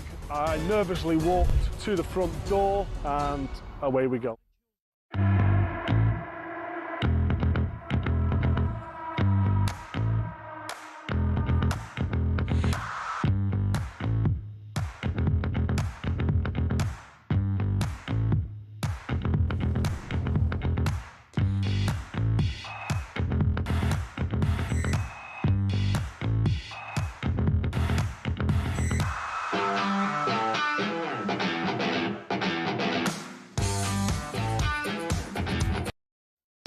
Across the UK, on DAB+, on your smart speaker, on your smart TV, and on your side.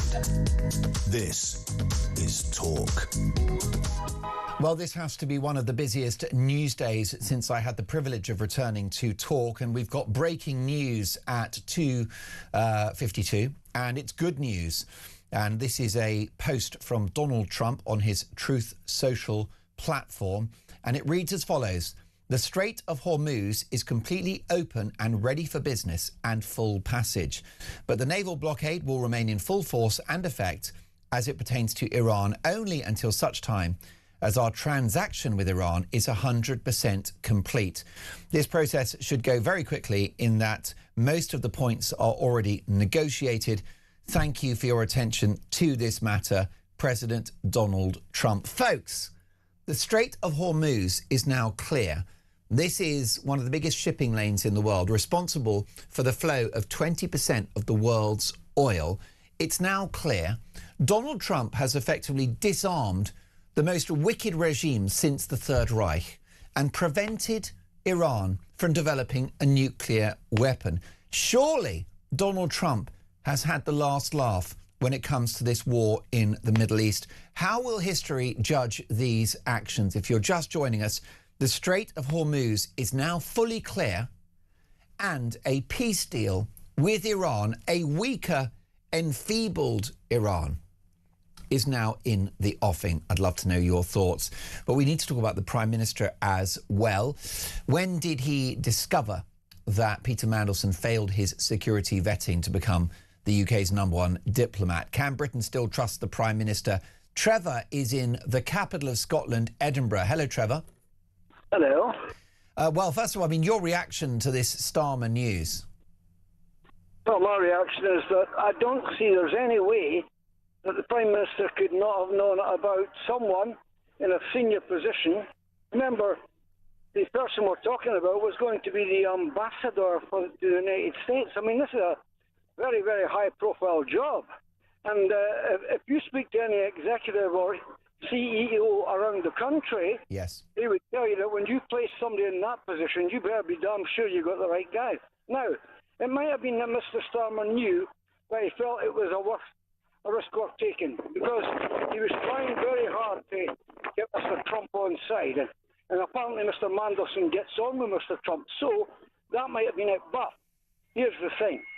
Now that it's been referred to the Ethics Committee, which it has, Mr. Starmer must stand down. Because once you step over the line of protocol like that, as a civil servant, and I was a civil servant in the Home Office, in the Pensions Division. Is that I wasn't there long, it was a couple of years.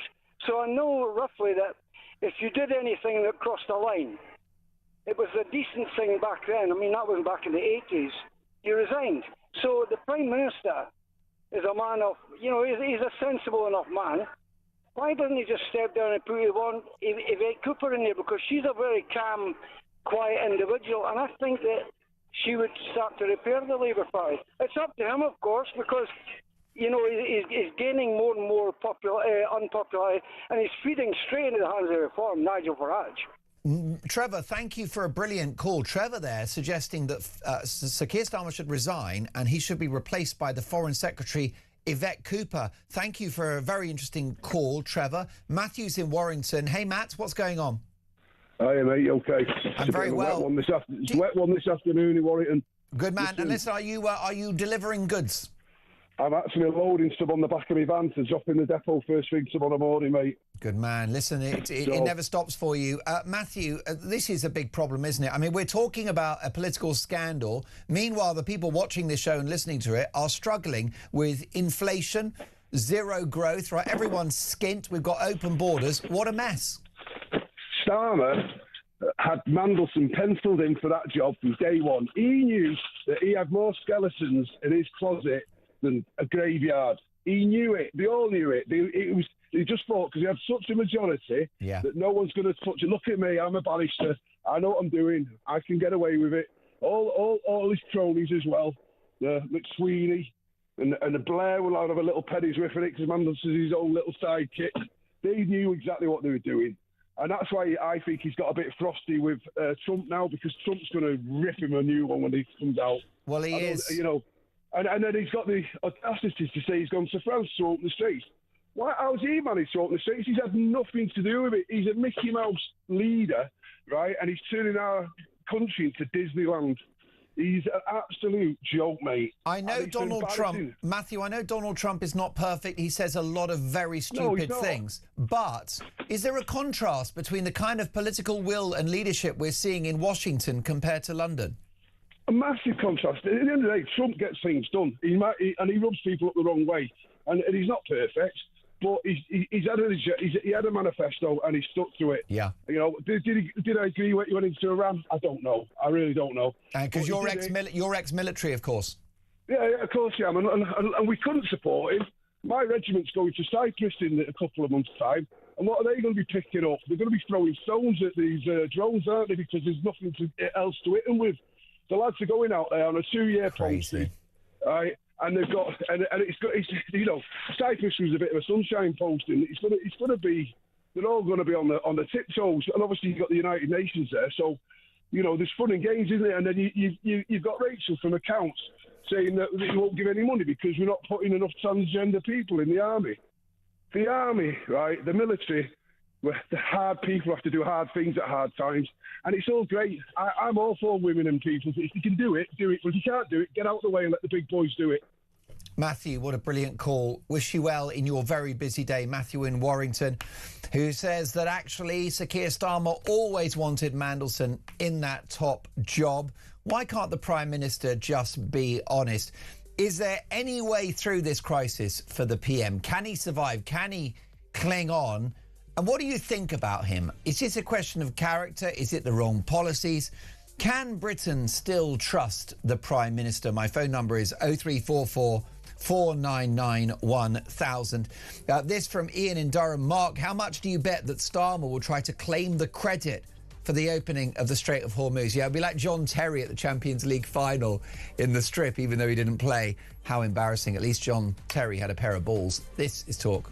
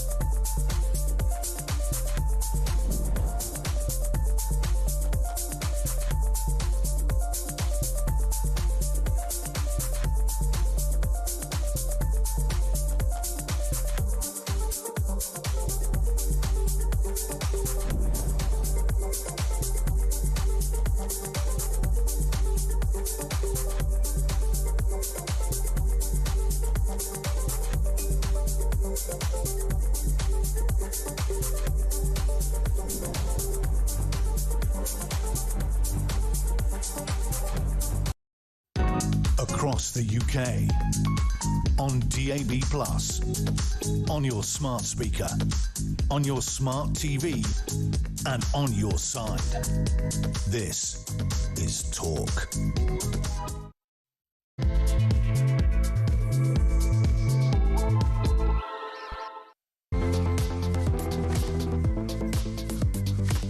Well, what an extraordinary afternoon of geopolitical developments it is. 2 minutes past 3. Mark Dolan in for the brilliant Ian Collins this week and next, plus Talk Breakfast tomorrow and Sunday from 6 a.m. And we have got some breaking news, and it is irredeemably good news. We love good news when it happens on Talk. No, Starmer hasn't stepped down just yet. But the Strait of Hormuz is now completely open. This is one of the biggest shipping lanes in the world. It's been weaponized by the Iranian regime. It is responsible for the passage of 20% of the world's oil. It's the reason why inflation has gone up. It's the reason why the cost of energy has increased as well. Well, we have a post from the President of the United States on his Truth Social platform. And it reads as follows. The Strait of Hormuz is completely open and ready for business and full passage, but the naval blockade will remain in full force and effect as it pertains to Iran only until such time as our transaction with Iran is 100% complete. This process should go very quickly in that most of the points are already negotiated. Thank you for your attention to this matter, President Donald J. Trump. So this is a huge development. The Strait of Hormuz, which was weaponized by the Iranian regime following the attacks by American and Israeli forces in recent weeks. It's been a big problem for the world economy. It is now clear, which is massively good news, plus a peace deal in the offing. Let's go straight to Washington, D.C. in the United States and the brilliant writer and broadcaster at Reason magazine, Reem Ibrahim. Hello, Reem. Hi, great to see you, Mark. Now, Reem, it's wonderful on the show. Opinion is divided over the wisdom of this war against Iran, but it's 100% good news that the Strait of Hormuz is now clear. Absolutely. I mean, we always love good news when it comes about, and the Strait of Hormuz's effective closure during this war has been incredibly economically damaging to the rest of the world. Effectively, what it means is that that shipping canal where we have 20% of the world's oil pass through is closed, and that meant that it was very, very difficult for us to be able to have that supply across the world. Also, we know that oil prices are priced globally. It's a global market, so whatever happens everywhere else in the world affects us in Britain and of course affects us over here in the United States. Now, opinion of course is divided, as you said, about the sort of start of the war and whether or not it was actually needed, whether or not it was necessary. Lots of people on the MAGA right are now also saying, hey, look, I voted for Trump because he said he wasn't going to get involved in foreign conflicts. And here we are getting involved in a foreign conflict and it affecting, when the first time people actually feel the effects of war that feel very, very sort of far removed over in the Middle East is at the petrol station. You feel it when that price goes up. You know exactly what is occurring, and you obviously blame the politicians for it. Now, the reopening of the Strait of Hormuz is absolutely a positive thing, but it's a little bit more complicated than just simply it opening up. We probably will see further hostilities. Some of the smaller shipping companies seem more happy to take on those larger risks, but we will see. It's not as it's not going to be as perfect as it was, or immediately as sort of Energy supplies will take months to get back to normal, Reem, won't they?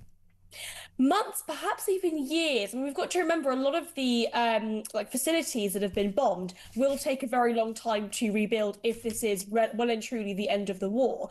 And the Strait of Hormuz itself, if you see those hostilities, if we see a lot of companies not necessarily willing to take the risk that perhaps they might face that hostility, then we might see the sort of element of confidence not really occur for another few months. Most definitely. And you mentioned division on the right in America about this war against Iran. However, if the legacy is a weakened regime with less capacity to produce nuclear weapons, no navy, no air force to speak of, is it ultimately Trump that has the last laugh? I think part of the problem is with every other war that US presidents have gotten involved in, especially the ones that actually sort of convinced the American public, they went to Congress. They made the case to the American public. And I think a lot of people in the US feel as though Trump hasn't done that. He hasn't gone up and said, look, this is why we are going to war. This is exactly the reason. This is what we're going to achieve. And here is our de-escalation plan. That element of the war, that element of planning, or indeed sort of democratic process hasn't really occurred. And a lot of people are quite upset about that. We've also got to remember the cost is enormous. War is very, very expensive, and a lot of people on the right are very upset about the fact that their American taxpayer money is being spent on a very expensive war that some people feel as though isn't necessary. Now, the question about whether or not we're actually going to see a weakened regime in Iran, or are we just going to see further sort of consolidation of power? Are we going to see further oppression of the Iranian people? We don't know. And there is no evidence of that occurring. We don't know. We need to hear from Trump, and we need to hear from what happens out of the negotiations about whether or not there are some terms to this agreement. There were no votes in this war in Iran for Donald Trump, no money to be made, no plaudits to be earned. So why did he do it? I think it was an element of hubris, an element of self-confidence after what happened in Venezuela. Now, again, I mean, the question about whether or not what occurred in Venezuela is actually going to, in the long run, be what's best for the Venezuelan people, I think is still out of the question. I personally know somebody that was imprisoned as a political prisoner in Venezuela, a lovely man called Jesus Armas, and he was an intern at the IEA in London, which was great. And I think it's wonderful to have him free and not be in a torture prison. But the question about whether or not, ending that regime in the long run and having effectively sort of not genuine regime change, I think is still out of the question. And the same thing is the case for Iran. Trump came in and said, well, you know what, everything that happened in Venezuela was so successful, and the American military can do whatever it wants, whenever it wants. And that proved to not really be the case. I think that they were very surprised by just how strong the Iranian regime really was. And Reem, what about what's happening here in the UK? Of course, you were a broadcaster here in Britain before moving to DC and working with the brilliant Reason magazine. Do you think that Starmer is in deep trouble following revelations that Peter Mandelson failed his security vetting to become ambassador to the US and got the job anyway? Yeah, I mean, they're saying that he didn't even know about it, which I think tells us more. I mean, if it is the case that Starmer himself did not know about the security vetting failure and did not know about the security risks associated with appointing somebody like Peter Mandelson for arguably one of the most important posts, especially in the Trump era. I mean, the special relationship will always be extraordinarily important. Yeah. But this post in particular is extraordinarily valuable to the British, and I think the relationship definitely does go that way. It tells us a lot, though, Mark, about what's going on in number 10. If Starmer wasn't aware of this, if he wasn't being briefed, is our security services just that poor that we weren't able to inform the Prime Minister of genuine security concerns to with an appointment? Or is it that there's just an element of incompetence? Or is it that people in number 10 are hiding things from Starmer? I don't know, but either way, it doesn't look great. No, it's either incompetence or dishonesty, isn't it? Well, David Maddox, the political editor of The Independent, Reem, joined me in the studio just an hour ago, and he points out on X that he broke this story of Mandelson failing his vetting for the security services. And he told Downing Street, David Maddox, one of the leading journalists of this country, reached out to Downing Street with the story. It was the front page splash in his paper on the 12th of September 2025. So the number 10 operation knew, therefore stretching reality that Starmer didn't, isn't it? Yeah, I mean, we don't know, right? We have absolutely no idea, but either way, it looks awful. I mean, you're right, the fact that a journalist has to break this story, I also think it removes some of the confidence that British people have. I mean, I think that confidence is dwindling. A lot of people voted for Labour at the 2024 election because they wanted change. They wanted something that was different. They wanted something that felt a little bit as though, it was for the people. It was anti-establishment. And what we have seen is the complete opposite. I mean, we've seen, extraordinary numbers of scandals that, would have brought down a Conservative government, undoubtedly. Things like the fact that, Lord Ali, a very, very wealthy donor to the Labour Party, was given number 10 passes. All of these aspects of the government seem to me as all the Taylor Swift concert tickets. It feels as though a lot of politicians in the Labour Party specifically do not feel the need to be held to the same sort of standards, I suppose, of practices, because they just think, well, of course we're not the Tories. We are not corrupt. Of course we're not corrupt. It's just a given. So of course we're not going to be bribed by Taylor Swift tickets, or we're not going to be bribed by Lord Ali. And I think that the Mandelson story has a similar aspect to that. It's, well, of course Starmer's a good person. You know, he was a human rights lawyer. Of course he's a good person. Of course he's a person of moral character. You know, of course he didn't know the extent of Mandelson's relationships with Epstein. Of course, and I think that aspect of the sort of course, this is what Labour is about, I think has completely broken down, and the British public no longer feel that way. Britain's loss is America's gain. Reem, congratulations on all the success you're having in the United States. Reem Ibrahim, writer and journalist at Reason Magazine, speaking to us live from Washington, D.C. in the United States with the spectacularly good news that the Strait of Hormuz, which is one of the biggest shipping lanes in the world, has now been completely cleared. It is open for business. We have a response from the Prime Minister. Do you remember him, Keir Starmer? For some reason, and I don't quite understand why, he flew to Paris to go on a Zoom call. I don't know if anyone's explained to him about the internet and the World Wide Web. My mother is of a certain age, and I shouldn't be so rude as to say how old she is. She doesn't look it.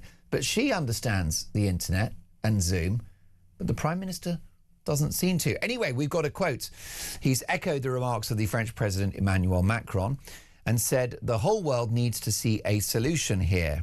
He added the reopening of the crucial waterway has to be both lasting and a workable proposal.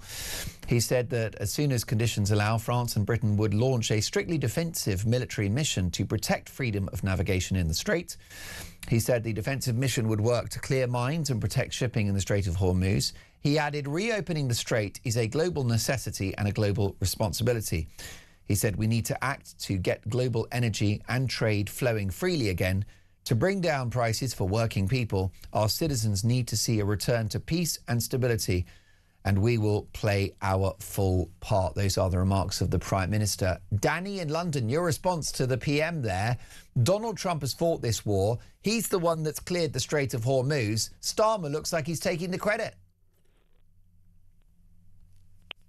Oh, sorry, hello? Yeah, Danny, you couldn't make it up, could you? Why does Starmer even have an opinion about the Strait of Hormuz? He's done nothing to free it up. You know what? On the on the international stage, Keir Starmer is like a deer in headlights. His ideology has met realism. As in, you can read all the books and watch all the documentaries on boxing as much as you want, but it doesn't prepare you for when you get in the ring and you get punched in the face. And he is making us look like a total embarrassment. I mean, it makes us look weak, makes us look like we don't know what we're doing. And he's basically set us up for failure because a lot of countries look up to the UK. I mean, I definitely do. My family's originally from a Sikh family from Punjab in India. And they all, despite what happened, with whatever, they move on. And they really, really, really do look at the UK, especially when it comes to legislation and finance. Yeah. But now, people say, they talk about the records in the UK, or Sadiq Khan said, crime's down and this, that, and the other. But, okay, if that was the case, why weren't the grooming victims even put on the records? Why did they delete or hide or not even take the records from them? So we're just dealing with a lot of information that I don't think any of us understand, really. The mayor of London would not acknowledge, Danny, the existence of grooming gangs in the capital, the most populous city of the country. Do you know what? London is also the most famous city across the world. Yeah. And he has basically, if you want to talk about Sadiq Khan, I really do not understand how we have a prime minister who worked pro bono for terrorists and Sadiq Khan, who also, I don't know if he got paid or not, but he also defended terrorists and all this other stuff. And I do not understand why the victims of crimes are not helped. But the criminals, they have thousands of organizations and a lot of money and everything else to help them. But there's no help for victims' crimes. I mean, there's literally, I think, about 7 charities that help the victims of these crimes. Sorry, one last thing. I know. Do you know what? Sorry. Take it away. Sorry. The floor is yours, Danny. Thank you very much. So, okay, when the fire, but they tried to set fire to a mosque, which is all obviously done by idiots. Sure. Well, first of all, because they're idiots, and that they shouldn't do that. And second of all, do you mean set fire to a synagogue? No, the mosque. And then the next day, Keir Starmer went there and spent the whole day talking to them, appeasing them, and donated, I think, was it 40 million extra for their security. Yes, I remember that. However, when it came to Stockport, Southport. Yeah. He spent the best part of 90 seconds paying homage to those victims. And I think, well, actually, I don't know what to think, to be honest. I don't think anyone. And Danny, he called people, perhaps yourself included, who are concerned about the consequences of mass uncontrolled immigration, far right. Do you know what? That is totally untrue. I'm a Sikh, I'm brown, you know, I've got a long beard, long hair, whatever. We have got a problem because we do not, no one wants uncontrolled, just these guys who apparently fled a war zone. I mean, if I was in a war zone and I got to somewhere of safety, the first thing I would do is try to bring, hold on. Let me take that back 1 second. I wouldn't leave. I would make sure my wife, children, mother, father, everyone else gets to safety. Too right. But these guys seems to, they be bouncing around a lot of countries. They're all wearing Gucci and whatever. It is a joke, especially with the scandal that broke out when basically all you have to say, as soon as you arrive here, even if you have a full beard, whatever, just say you're a child, say you're escaping persecution. I know, or you're then gay. Say you're a child, and then say you're gay, or It's a scandal. I mean, Danny, I've got to say, you packed 3 brilliant points into a couple of minutes there. I wish we had longer. Will you promise and call me again? But Danny raises an excellent point, which is that there are millions of British people of an ethnic background who are just as unhappy about the consequences of mass uncontrolled immigration as anyone else, which is why a lot of the support for Nigel Farage and Reform UK is from British ethnic people. That's the inconvenient truth that the woke metropolitan left refused to accept, just like the black Americans who voted for Donald Trump. Funny that. Did they not know that he was a racist? So much more to get through. The great news, folks, is that the Strait of Hormuz is now clear. Are the energy bills going to come down? We'll be answering that question next.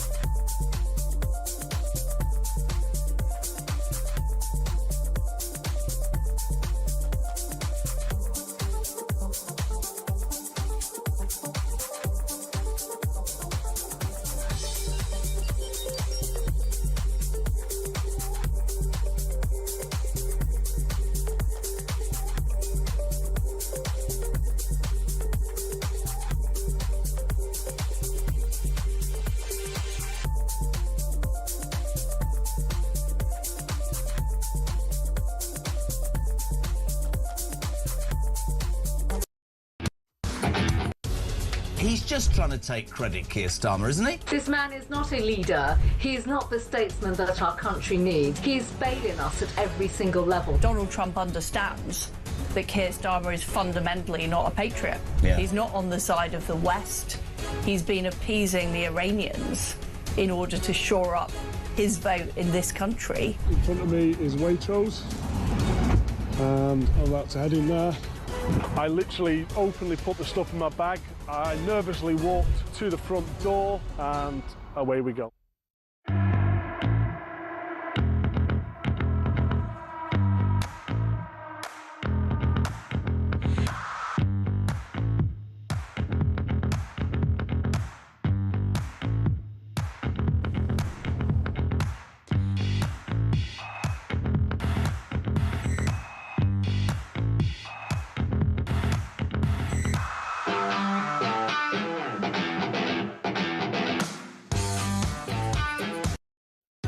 Across the UK, on DAB+, on your smart speaker, on your smart TV, and on your side. This is Talk. Amanda has messaged the show. Good afternoon, Amanda. Thank you for watching and or listening. Mark says, Amanda, a peace deal with Iran sounds good, but it won't last for very long as you're dealing with a murderous regime who welcome death as a glorious end for themselves when attacking their enemies. Now, great news, folks, if you're just joining us. Breaking news. The Strait of Hormuz, one of the biggest shipping lanes in the world, responsible for the passage of 20% of the world's oil, has been cleared. Dean in Oxford says, hi, Mark, the Straits being fully opened will sink Rachel Reeves. Now she hasn't got the excuse of blaming Trump and the war. She's another one that needs to go.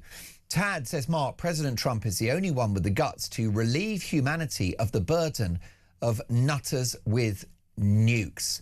I'll get to more of your feedback in just a moment. But let's get reaction to the news that the Strait of Hormuz has reopened. It's ready for business. Will it help with the cost of energy and the supply? Who better to ask than Sarah Honan, who is an energy expert and head of policy at the ADE, which is the Association for Decentralized Energy. Hello, Sarah. Hello, how are you? I'm very well. Thank you very much for joining us. Well, this can only be greeted as good news that the Strait is open. 100%. And it's been well accepted that the length of the conflict is always going to be what most impacts energy prices. And so as long as this can stay open, as long as this can continue, the impact on energy prices throughout the summer should come down. Meanwhile, there are reports in the Telegraph today, Sarah, that the Chancellor, Rachel Reeves, is considering ramping up North Sea drilling. What do we know about this? What we know is that we should not do it. It treats a symptom of the problem as opposed to the problem itself. The problem is that we are still victims to the tides of fossil fuel trade. That is what is driving high energy prices. Therefore, we must focus on homegrown energy security provided by millions of assets as opposed to a few fossil fuel giants. Well, that's interesting that you say that, because many are arguing that there are so many oil and gas reserves on our own shores, we should be deploying those in the way that the Norwegians are. The difference is we don't own that gas that's under the North Sea. That will go on to the volatile international markets that are driving up prices today. We'll make money from it though, won't we? No, the private companies that control the gas will. It will not directly affect consumers' bills in the UK. And so you think that renewables are the long-term future for Britain's energy solution? Renewables as the source of generation, but the source of energy security will come from millions of homes, businesses and industrial sites, providing distributed security of supply, so responding to price signals and adjusting energy use automatically without effects on consumers, which, as we've seen with the targeting of centralised energy sites in the Middle East, is a far more robust solution to energy security than relying on fossil fuels. We've seen, though, haven't we, Sarah, the Germans go all in with renewable energy, and it seems to have really affected their industrial output. Like the UK, they've got some of the highest energy costs in the whole of Europe, and they've gone far further with renewables than we have. Well, they have, but it also links to the non-commodity prices of electricity. So if as we deploy renewables, we must also ensure we are providing robust support to industrial sites to deal with the cost shocks we're seeing from these global crises. And what about the issue of storage of renewable energy? That's a problem, isn't it? You can't just sort of switch it on and off as and when you need it. Well, we actually spend a lot of money switching renewables off and then paying twice as much to gas to turn up elsewhere in the country. We do have storage solutions, namely thermal energy storage, which is going to be critical for decarbonising our heat supply, but also battery storage. But it's not just about storage, it's about when and how we use electricity and where. And that power needs to be put into the hands of consumers as opposed to always focusing on the generation side of the equation. Sarah, brilliant to have you on the show. We'll catch up soon. My thanks to Sarah Honan, energy expert and head of policy at the Association for Decentralised Energy, who says that renewables are the way forward for energy security. Now, folks, we've got big news, of course, in relation to the Strait of Hormuz. If you're just joining us, it is now clear. It is open for business, according to the President of the United States, no less. Let's hope that brings to an end all the speculation about Europe running out of jet fuel in the next 6 weeks. Let's hope it will ease the inflationary pressures that are now facing the British economy. And let's hope that it prevents a recession, which I've got to say many think is coming. But then there's the small matter of the Prime Minister. How much did he know about Peter Mandelson's failure to pass security vetting following his appointment? And should he go? Can Britain still trust the Prime Minister? Robert is in Hertfordshire. Hello, Robert. Hiya. I'm not going to talk about the up-and-coming elections, but there must be something wrong with me. I think I need to see a doctor. But I'm starting to have a little bit of admiration for Keir Starmer. I can't believe the resilience of the man. He's the sort of guy that if he was in the sea and a shark came, he'd run for the beach throwing young children behind him. You know, I mean... He's got a brass neck, hasn't he? Well, I just can't believe it. However, I don't think that anybody in the Labour Party is really rushing to take his job. They don't have to, because they can actually use him like a puppet from the back benches. I think he's not going to go. I think all he's doing is blackmailing the other MPs to say, well, if you force me to go, I'll just call a general election and we'll all be out of a job. I mean, I think that is the telling part of it all. I think it is. I think you've got to the nub of the matter. Robert, take a listen to the Leader of the Opposition, Kemi Badenoch, speaking about this issue earlier today. He likes to present himself as a man of spotless integrity.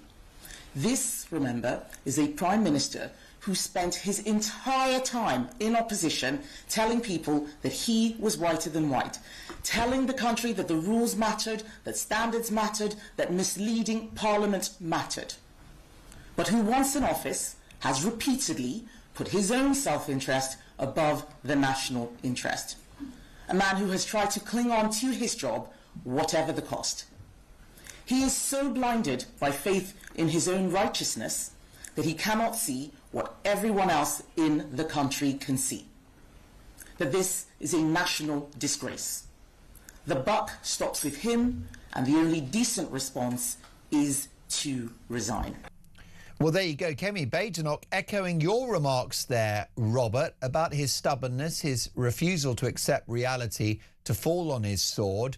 There can be only two conclusions from this Mandelson scandal, Robert. He's either dishonest or incompetent. Which is it? Well, you know, the thing is, you know, he got to the top of his profession. Can you imagine how many people he has stabbed in the back to get there? I mean, you know, that man has got no morals whatsoever.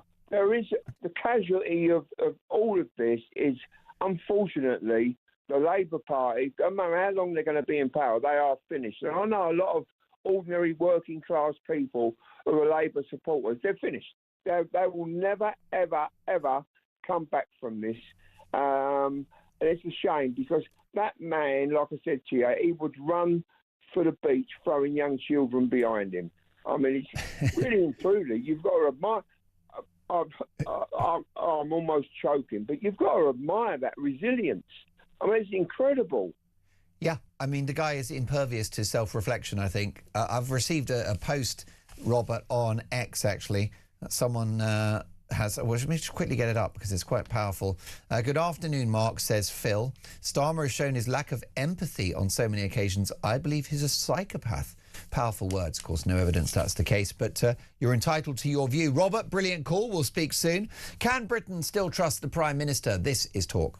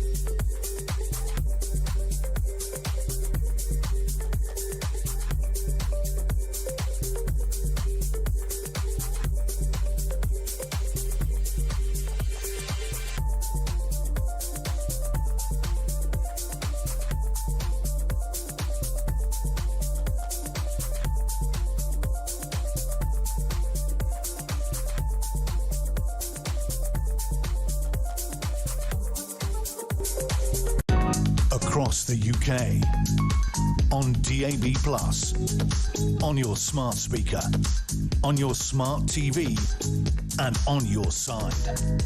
This is Talk.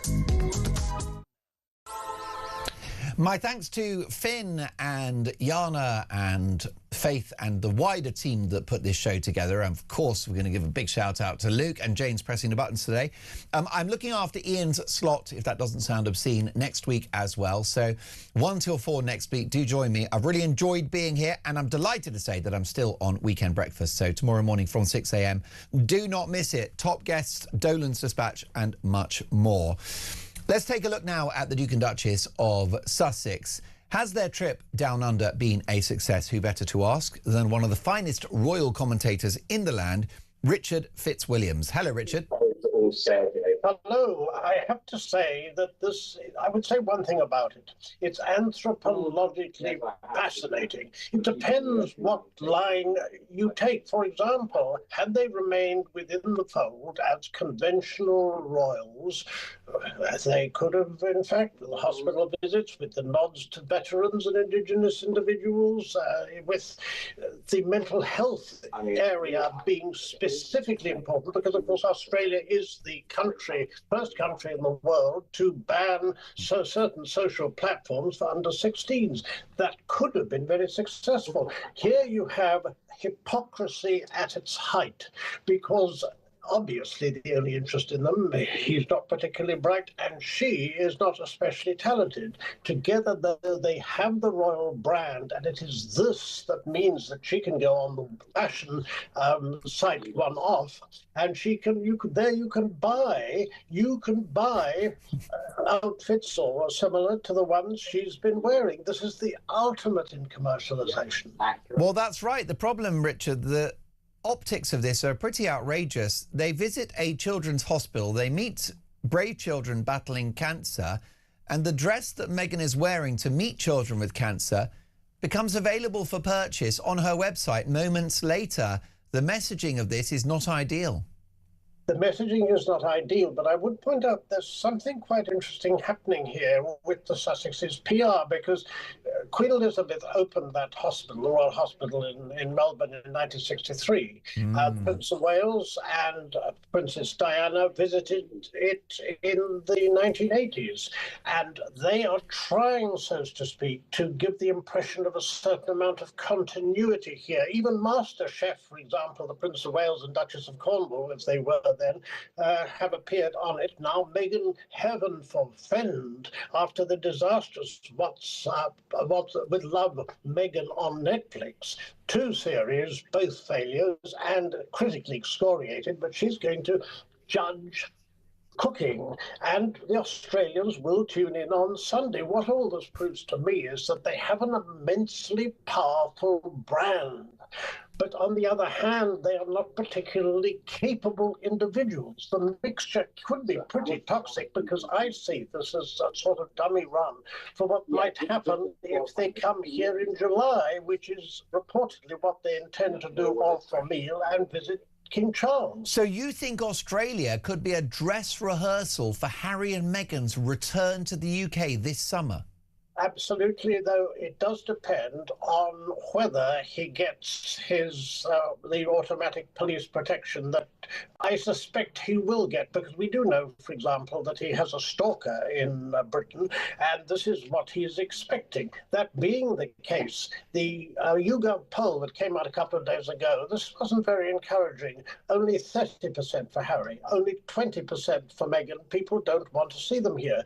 But of course, Archie and Lily will come with them, and that will mitigate criticism to some extent. And I think the King would want to see his grandchildren. And we know, of course, he still has health battles, albeit that things have improved. So I see this as part of a PR strategy, since they've done so badly in Hollywood in most respects. I simply can't see this new drama series on Polo doing a great deal better than the documentary, which nobody watched on Netflix. But their relationship with Netflix is ambiguous.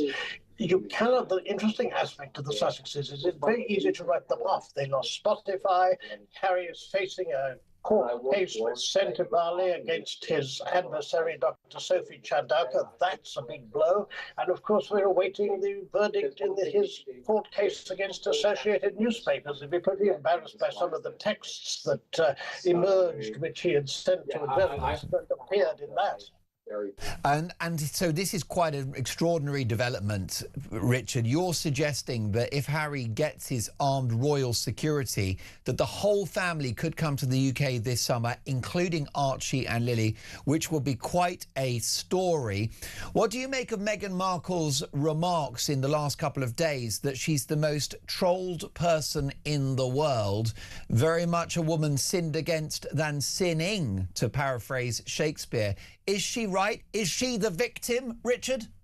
Well, just one comment on the July visit. It means the 1 year to go will be commemorated before Invictus in Birmingham in July 2027. Right. I hope, of course, they're aiming for King Charles to open it. That's another story. Regarding Meghan, I have to confess, the battle between the trolls online is a bitter one, and she has been viciously trolled, but nonetheless, I think she's more sinned than sinned against. And I'm afraid that had they not gone on Oprah and trashed the royal family, on Harry and Meghan docuseries Netflix trashed the royal family, and that he had in Spare, then it would have been a completely different situation, because of course they had to earn money, and we wouldn't necessarily grudge them a lot of this. This is a sort of faux royal tour. There are aspects of it, though, that have been quite well planned, but as I say, I think it's part of a clever PR strategy that will place the King in a very difficult position, because he's C&C of the armed forces. Invictus is a top military charity. Why shouldn't he open it in normal circumstances, which these are not? Well, that's devastating. A man of your knowledge about royal matters, to say that effectively the Sussexes are going to weaponise Invictus in order to force the King to participate is truly shocking and a new low for the couple, Richard. Speaking of the King, what do you make about Harry's remarks in which he throws shade on his father and his parenting skills?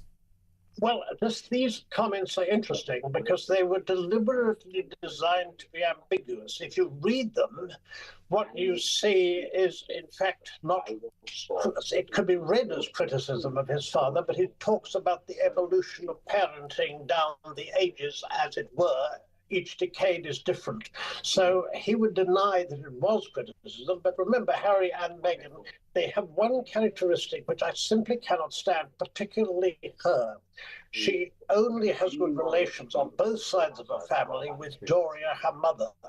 On the other hand, everything she says and does, oh, butter wouldn't melt. She always sounds so relentlessly positive, even when in the kitchen pretending to cook. Well, we'll see, and Australia will tune in on Sunday. So then all this is, it's a curious, as I say, fascinating to watch, but there is a certain unpredictability about it, and the royal family is in a state of crisis over Andrew's arrest. It's not an easy time. The Prince and Princess of Wales haven't been abroad since on an official visit since 2022. They haven't been to Oz since 2014. I'm sure they would have gone. It's a great impertinence, in my opinion, for Harry and Meghan to go to one of King Charles's realms, but they could. They have. Some of it, the war memorial parts, those linked to Invictus and so forth, also dealing with individuals in hospital, children and so on. I mean, parts of it obviously show the royal family at its best, and would have shown them at their best if they'd remained with the firm, but they had no intention of doing that. They want the best of both worlds. Don't they just? Well, Richard, it's the best of both worlds to have you on the programme. What a great assessment of what's happening down under. Richard, I'll speak to you very soon, royal commentator. Let's be clear about this. An unapologetic attack on Charles's parenting skills by Harry. What a spoiled brat. A row with an Australian journalist who was trying to do his job and get a picture of the couple, and a bunch of events that are about making money that haven't sold out. Their trip to Australia has been a complete hot mess and a public relations dumpster fire. You couldn't make it up. The couple are hopeless. 3:44, I should say. This is Talk. Can Britain still trust the Prime Minister? Ed is in Derbyshire. Hello, Ed. Hello, Mark. How are you? I'm very, very well indeed. I'm in better shape than the Prime Minister, who for some reason, Ed, and I can't quite understand why, has flown to Paris.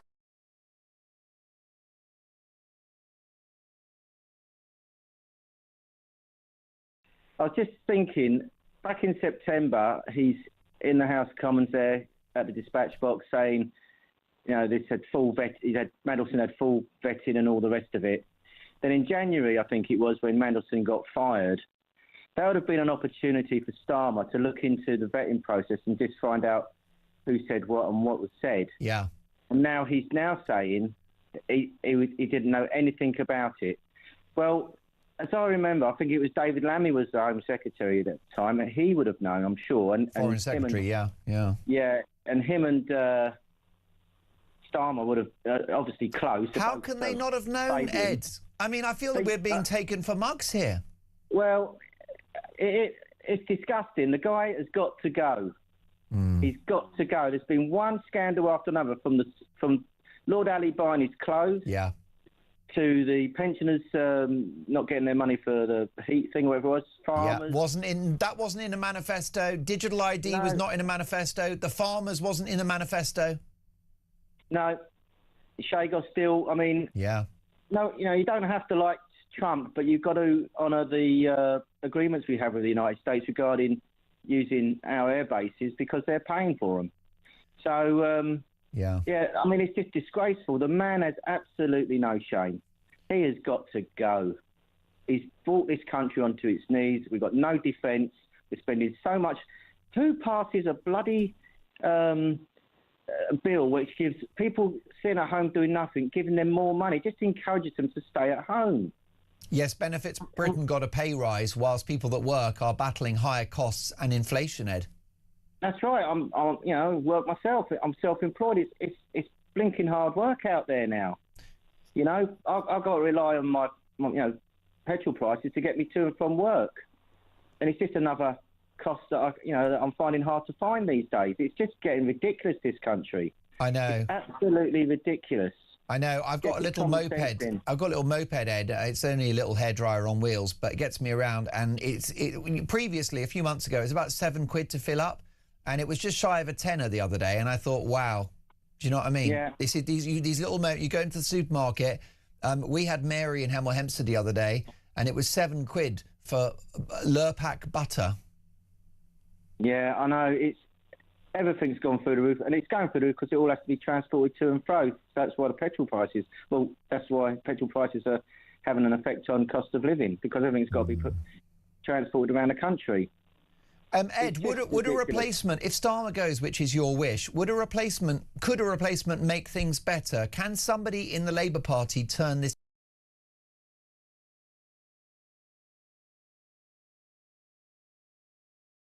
You've got Angela Rayner, well, you know, she's just a communist, and Ed Miliband's just an idiot. So, you know, who out of the Labour Party could you wish for, and who out of the Labour Party would want the job? Well, Look I at know. the state of the country. You raise a good point. I mean, Ed, I think I would have to take the lesser of several evils. I'd probably go Shabana Mahmood, because at least she's got some common sense ideas about immigration. Ed, loved our chat, and more power to you as a self-employed man. And it is a battle and it is a struggle. And that's why we use this platform to call out the policies which are making life a misery for my viewers and listeners. And I'm sure Ed sometimes gets up in the morning, he's got all that stress, and he's thinking, why do I bother? I've got no doubt, Ed, that is sometimes your feeling, but he gets on with it because Ed is a member of Alarm Clock Britain. Ed, call me again soon. Great conversation. Ed says Starmer must go. What say you? Can Britain still trust the Prime Minister? Your call's next.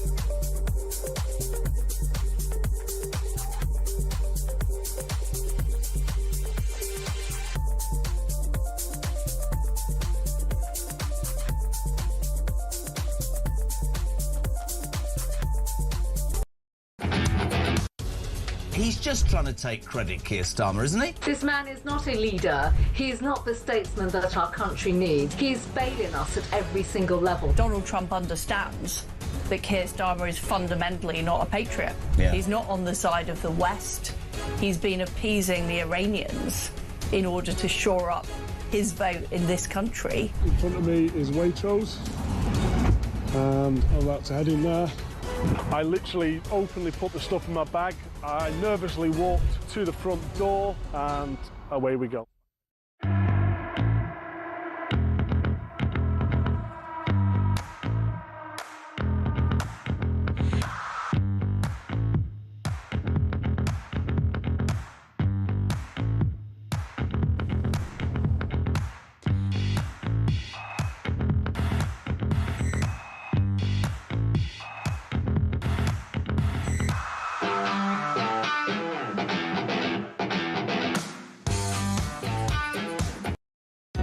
Across the UK, on DAB+, on your smart speaker, on your smart TV, and on your side.